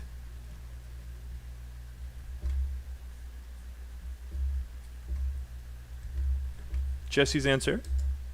And then Zawil's answer. Zawil William. And then finally, we have one more. Is it Raghav? No, it's Yin. And Yin. Okay. All right, let's take a look at these. Because I live in the suburbs, the sound of cicadas, frogs, and birds are often heard near my home. Oh. This is a beautiful sentence, Jesse. This is a fantastic sentence. High level grammar is perfect. I have a feeling you worked on this before you gave it to me.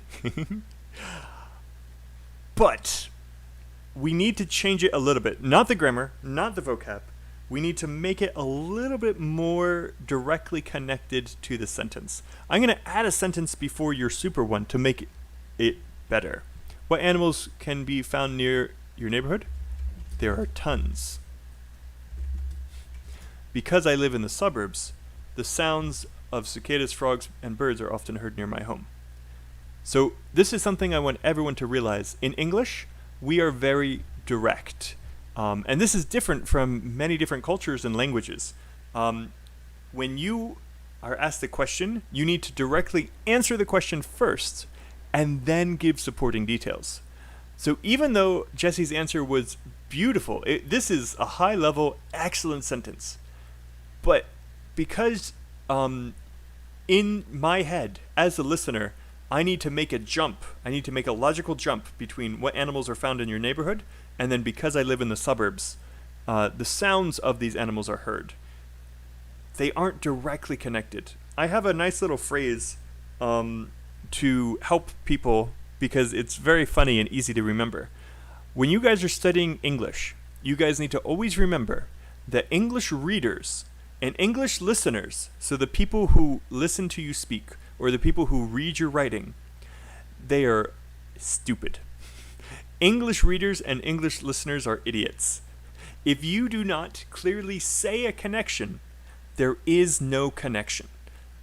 This is because English is a low context language. You need to say every connection or there is none. This can be really hard for a lot of different cultures and languages because, again, I'm going to use Chinese as an example. Chinese is a high context language. The listener or the reader is supposed to make connections in their head based on what they hear the speaker say. In English, that's not the case. If you don't say it, there's no connection. So beautiful sentence here. If you just add this little one right beforehand, it would make it perfect. Okay, let's see the next one, which was by Zawil. In my area, I can say that cats and dogs are pretty common, as well as birds. They can be found in every single corner of the city. Ooh, this is a nice detail. I like this one. And are pretty common. This is a beautiful collocation. Yeah, this is a great answer. Now, this is a great answer because this is talking about any animal. I want to let you guys know this answer is perfect for this question, but it would not be a good answer if the question was about wild animals. Can anyone tell me why? So this is good. I'll write that for anyone who looks later. This is a great answer to the question above. But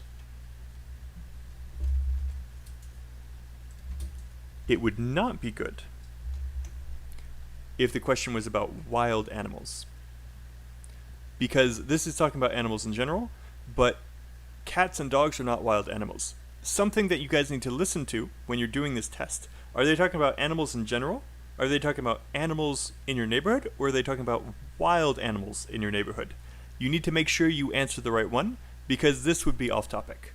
This sentence would be a 7 in like fluency, vocab, and grammar, but it wouldn't be an 8 in fluency because it would be off topic if it was a different type of question. Again, for this question right here, it's perfect.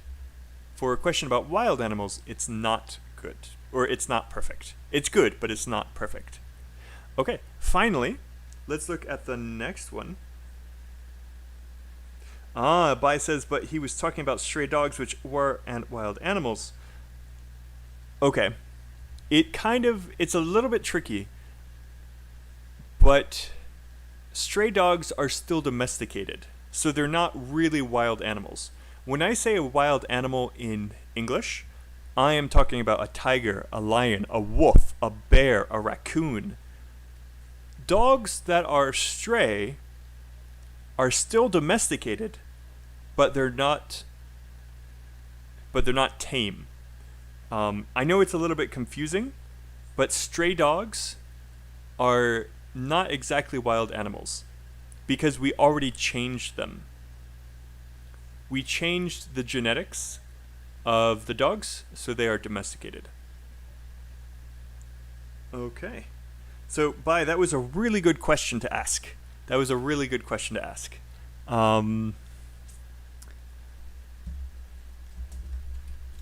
Stray dogs are not wild animals. They are stray.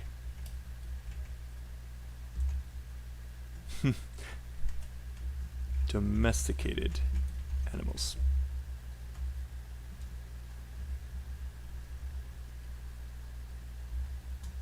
Okay. So, again, Bai, great question. This is why you guys are here, right? Okay. And Raghav says, how to answer example, explain, give an example for every question. Yeah. If you can explain and then give an example, that's great. Just again, remember, you've got to make it direct. Okay. And then MRK. Let's do the next one, and then we'll do MRK. In my area, there are many birds.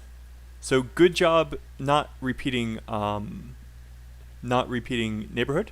Saying in my area is great. In my area, there are many birds. It's not easy to see them, but early in the morning, they sing very nicely. Okay. This is good. This is a great example of a 7 for vocab and grammar. To make it even higher, let's make a little change. So in my area, in my area, no. Okay. In my area, there are tons of birds. It's not easy to spot them, but you know they are there because you can hear their pretty singing every morning. Early in the morning. Okay. So, like I said, your answer was perfectly fine. There wasn't anything really wrong with it. Singing very nicely is a little bit strange to hear, but it's not, like, terrible. It doesn't even sound too wrong. It just sounds a little bit wrong. And then I've just given you guys a higher level way to say it here. It's not easy to spot them, but you know that they're there because you can hear them singing. This is another example of... thank you so much for this one, actually, Zawil. Actually, sorry, this was In. Thank you so much for this one, In, because this, again, is proving what I was just talking about. You know they are there is connected to there are tons of birds. One of the reasons why this sounded a little weird is because you didn't make a connection between seeing them and singing nicely. When you say, but you know they are there, this but is really important. So it's not easy to spot them, but you know they are there because you can hear them. They're pretty singing early in the morning. So this is a great example of high context, low context. In this, you need to make a connection in your head between not easy to spot and singing. In this one, the better example, you don't need to make a connection because I say the connection. So thank you so much for this. I love having examples where it just proves my point. Don't feel bad about making mistakes. You're learning English. If you spoke perfect English, I would have no job. So everyone who gives sentences, thank you for being so brave, and I hope that you guys are finding this useful. Okay. I'm glad that it's useful for you. Okay, MRK had the next one. And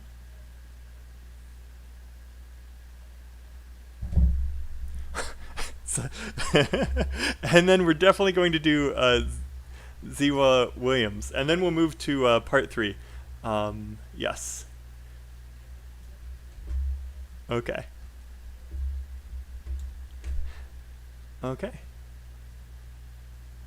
By the way, I highly recommend that you guys make sure that your punctuation is good. I know if you guys are like typing on your phone, it's hard to do, but this is important, especially with writing and listening, to make sure that your punctuation is good.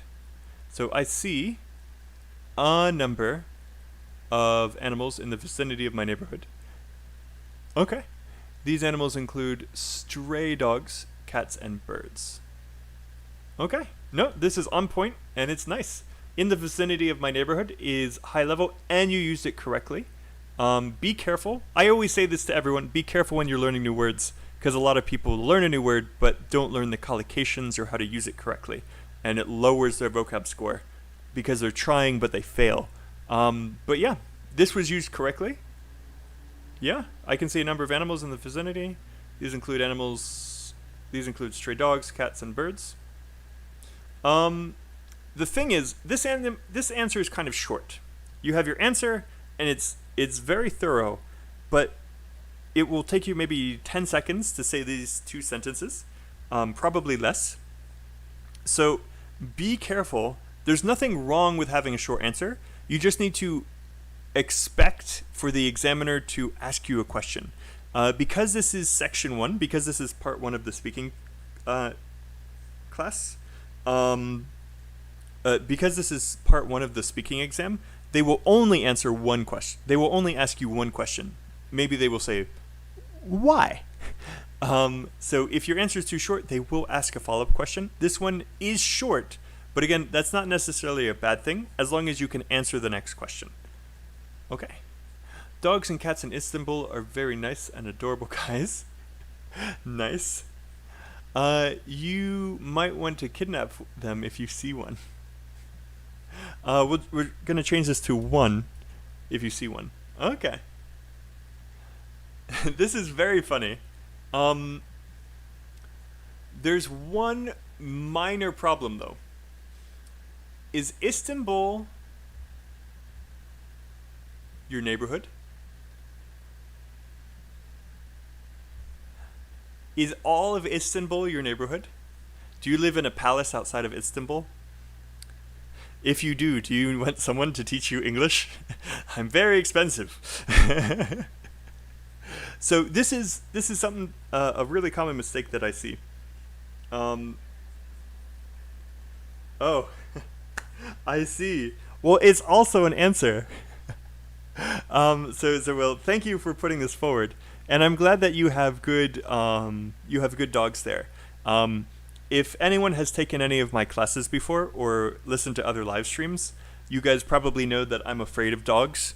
They have teeth. If they are in a large group, they could kill and eat me.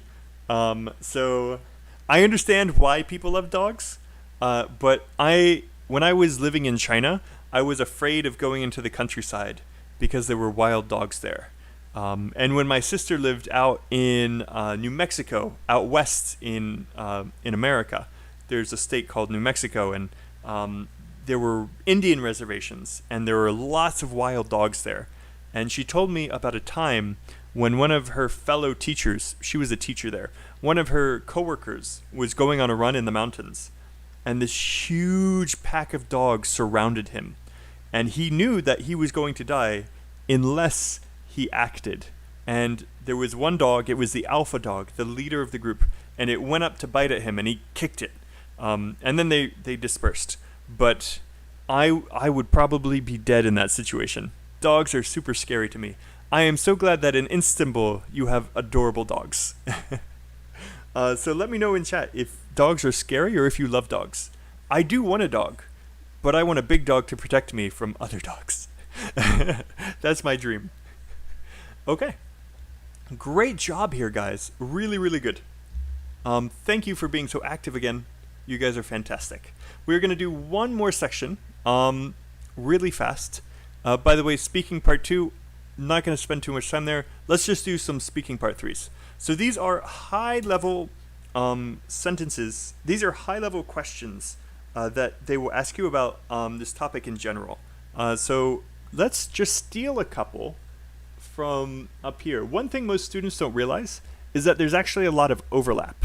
A question for task 2 could be a question in your could be a question in part 3 speaking. So we can just steal these. But if you guys have any other questions that you think we could answer, I'm only going to do 1 or 2 of them because we are running out of time. This has been a 2-hour stream. I know it's hard to believe if you guys are having fun. And if you're not having fun, thank you for sticking around. Yeah, thanks for sticking around, even though you're not having fun.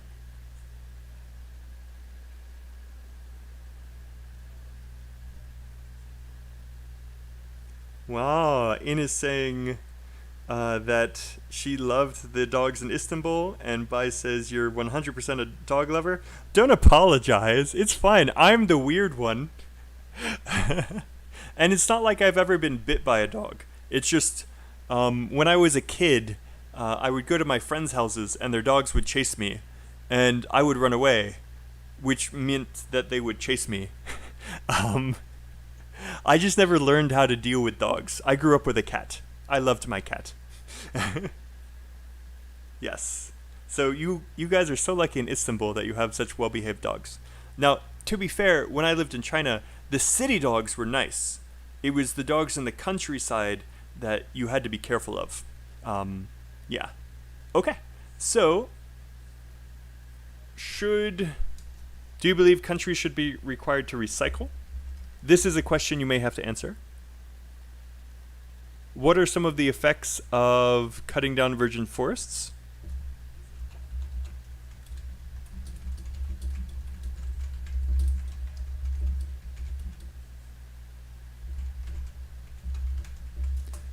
What can be done to save our forests? Okay. Here, really easy. Is it too late to save our environment? And should animals be kept in zoos? What are some advantages of keeping animals in zoos? Should hunting be bad?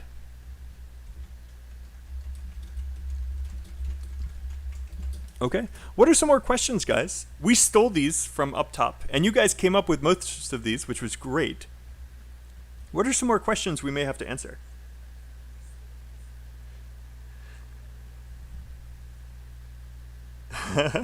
So, Will, you're crazy. And Jesse, I'm much taller than the dogs. Yes, but I also have very vulnerable bits by the dogs. The dogs can go for my ankles. The dogs can go for my privates. It's very dangerous. If they knock me down, they can go for my throat. They can go for my arms. They're scary. And if there's more than 3 of them, that's even scarier. But that's just me. Okay, guys, but let's get the speaking part 3 done. I'm hoping it only takes about another 10 minutes to go through this. And again, thank you guys for sticking around. If you guys are leaving, that's perfectly okay. I understand. You guys have been listening to English for a long time, and listening to your second language, it can give me a headache. Like, if you're not used to it, it's easy to get fatigued. There can be too much English. Okay. Are zoos a good place to protect wild animals? I'm going to change that one a little bit. How can zoos help fight against animals going extinct? So, by your original question, how can zoos protect wild animals? That's more talking about like physical protection. To talk about the other way you can interpret your question, I'll make a new question here. How can the public be educated? Okay, what's the best way? What's the best way to educate the public about wild animals? or about the environment. Okay. So I hope you see that these two questions are a little bit better, but I totally get what you're saying. And by the way, is a super student for putting these forward. And shame on the rest of you, because I personally know that Bai is a very slow typer. So if she typed her answer before you guys did, oh man, you guys must be so slow. Okay. MRK, thank you for putting this up. Why is it important to protect endangered species? That's a really good one. I could totally see that one being on the tests. Yes. Why is it important to protect why is it important to protect endangered species? That's a really good one, MRK. Any more, guys? Any more that you guys can add? I'll give you guys another minute. Take your time. I was just teasing you. Yes. It's too late, Bai. The secret is out. This is payback for when you asked me that very personal question earlier. Which, again, was totally fine. By the way, during the Q&A, you guys can ask me any question at all. It can be personal. It can be about my experience as an expat. It can be about my life. It can be about Americans. It can be about current events. Anything is okay. Zaywin says, cutting forest will eliminate animals' habitat, which will cause animal... I hope you say it right on the test. I have a feeling it was just a typo. So this was an answer to this one. Thank you for putting this one out here. Super student Zawil. Cutting forests. Cutting down forests will eliminate animal habitats, which in the end causes animals to go extinct. If you guys wanted to change the tense, the grammar a little bit, you guys could say cutting down forests has already eliminates animal habitats, which has already caused many animals to go extinct. Even animals that we didn't even know existed.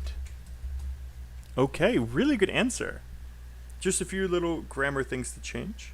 Anybody else want to put answers or questions out? We can start doing answers now as well. Answers are also okay. I can let you know if your answer is good or not.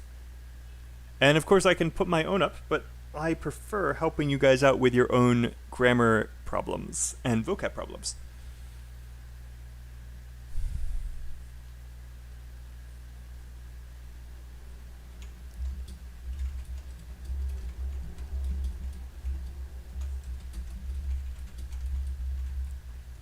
Well, whatever we do, it won't be easy. But there are a few things that have been proven to work. This is a very high level answer, by the way. You don't need to answer like this. I'm just giving you guys some examples of stuff like that. But there are a few things that have been proven to work. Firstly,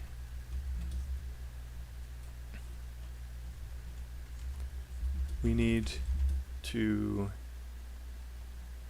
strike at the root of the problem. The fact that the people cutting down the forests have a financial incentive to do so. We need to change that.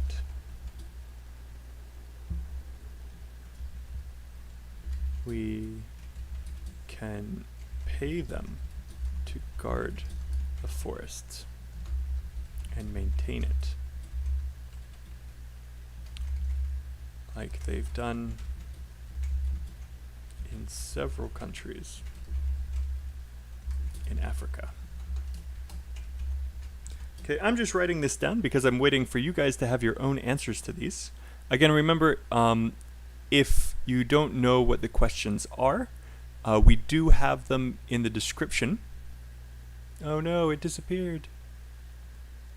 We do have it in the description right here. You can click the link and then come right to the page and just scroll all the way to the bottom.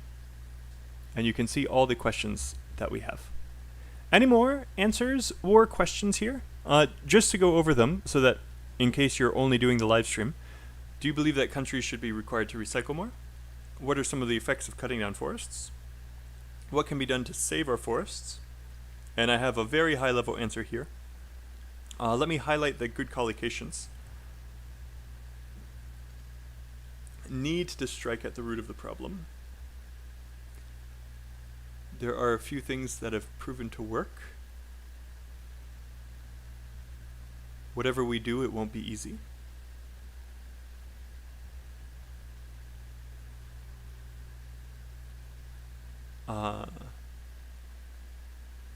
Yep. Okay, the rest is pretty easy to understand. And Yin, whatever we decide to do or whatever we do, it won't be easy. Both work. What can be done? Whatever we do, whatever we decide to do, both work. Yeah, both work. Nice. Excellent question. To continue, just in case you guys don't know, is it too late to save our environment? Should animals be kept in zoos? I think that's a really interesting one. What are some possible advantages of keeping these animals in zoos? Sorry, I gotta fix the grammar. How can zoos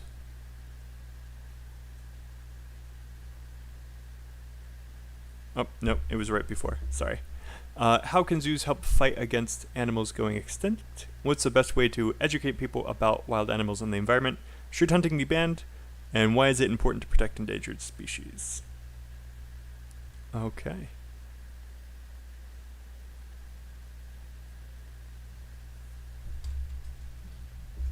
Why should we bother to protect wild animals? Okay. Any answers, guys? Any questions? I'm going to give you guys another minute or two to write them here. I can see that you guys are here. There are 10 people watching right now. But if you guys are having trouble answering, just let me know. If you guys want me to answer a question, let me know in chat. Otherwise, I'm just going to assume that you are slowly typing your answers on the keyboard. So, go ahead. Give me one more answer or question, and then we'll probably call it after that. And of course, the Q&A. So also, if you guys are done thinking about English, if you guys have any questions for me, feel free to ask. I know it's been a long time. You guys are troopers.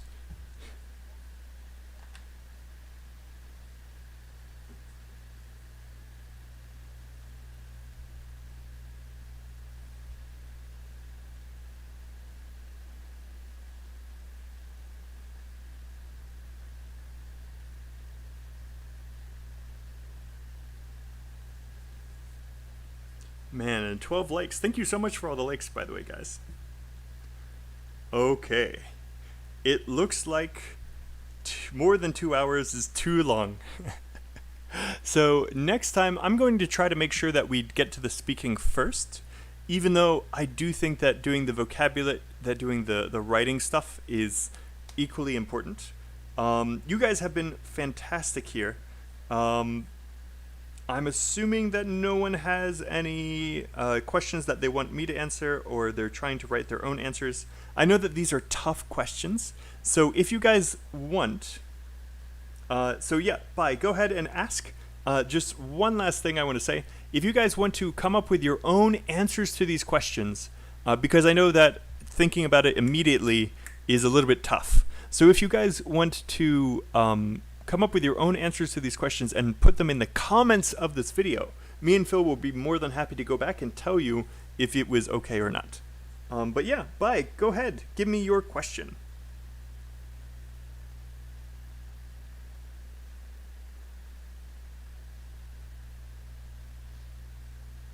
I hope I didn't scare you guys away when you learn the truth about what I think about dogs. Oh no. So bye. Shoot, what's your question? Oh, you choose such difficult questions for me. Okay, let me see if I can handle this.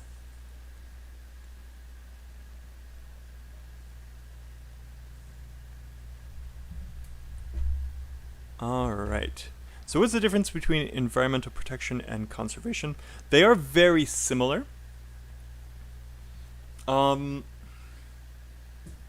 What do you do to protect the environment? What do you do to conserve the environment? Okay. They're basically synonyms. I believe environmental conservation is more of a movement. The environmental conservation movement. And the environmental protection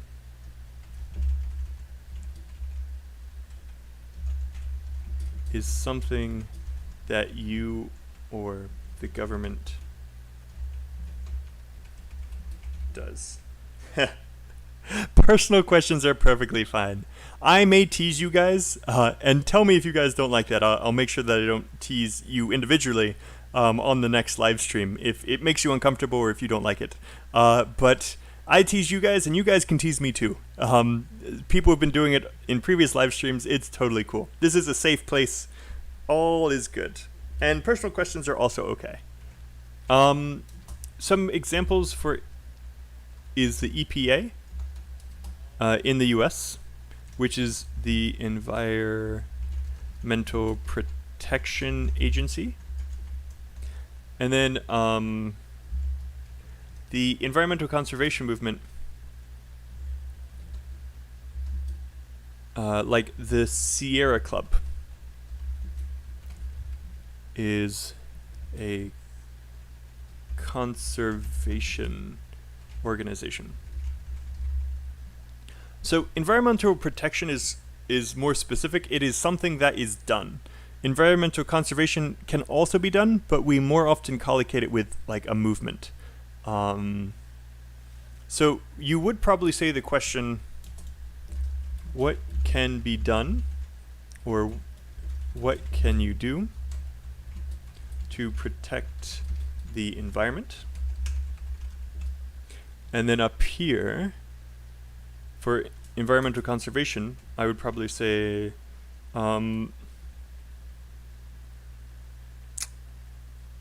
can we conserve the... Nope, that's weird. Oh, man. You can use it in a similar way sometimes. If you want to be safe, just say environmental protection. You know the best way to learn the difference is to read. Go read the Sierra Club magazine. Environmental conservation is important, and we should enact more policies.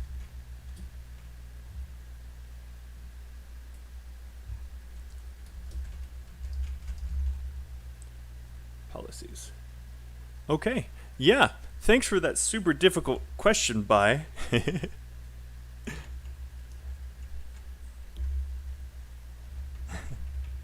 No, it was great. Okay. Again, if you guys want to try your hand at these tough ones, feel free to put them in the comments after the video. We should impose more policy, should enact more policy. Both work. Enact means create and enforce.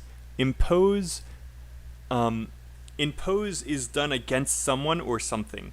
So you can use them both in this sentence, but impose is generally like the government is imposing some regulations on you. That means the government is telling you what to do. When I say enact more conservation policy, that means create. So it's the difference between creating and enforcing versus just telling someone to do something. Yes.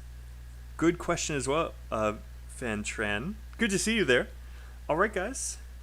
Stipulate. Oh, man. You guys are so mean. Just what about this word and this word? Yeah, let's have a new little section here. Enact policies means create and enforce. Impose policies means someone or an organization with power is making someone else follow this. And then, yeah, Zawil, stipulate. I'm glad you found it useful, Zawil. I hope that you go and say hi to Phil tomorrow. He has an afternoon class. And then on Wednesday, I will have a reading class, which is not very popular. So sad. If you guys want to improve your reading skills, we will have our reading start at 8. We will have the reading document and a timer. So hopefully you guys will finish in 20 minutes, but we set the timer for 30 minutes if anyone needs some extra time. At 8 o'clock, you guys can open the document and try to do the test. And then after the 30 minutes, then we will go over the test together. That's the Wednesday reading class. Don't forget that on Friday, Phil has a very popular mock exam.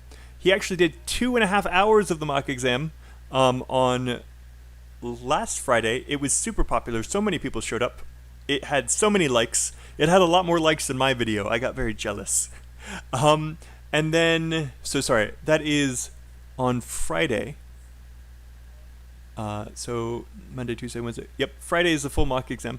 I have my own speaking tests, not a speaking exam. I have group speaking practice that a lot of you guys showed up for on Saturday. I hope you guys come back for that and practice using the vocabulary this week so that you guys can use it during the group speaking class. And then a full mock exam on Sunday. Part of the full mock exam, the listening and reading answer keys are completely free. You can find out if you did well or not. If you guys want me and Phil to grade your exam, there's a small fee for the writing and the speaking, but we will give you guys a score for that if you want. So if anyone wants to practice that, it's right there. Thank you guys for being here. You guys have been fantastic. Van Tran says, who? My partner, Phil, he's this guy. So this is me. This is Phil. Yeah. And my time zone. As you guys can see, so again, you guys can see the full schedule in the description by clicking this link. And it brings you to this page. And you can see Taipei is right here. This is our time. We're +8. Thank you so much, Jesse, for saying GST +8. We also have a number of major cities with their time zones here. If you guys want to see your own city up here, just leave us a comment saying, please add Istanbul, please add some other city. We can put more clocks to help you guys out.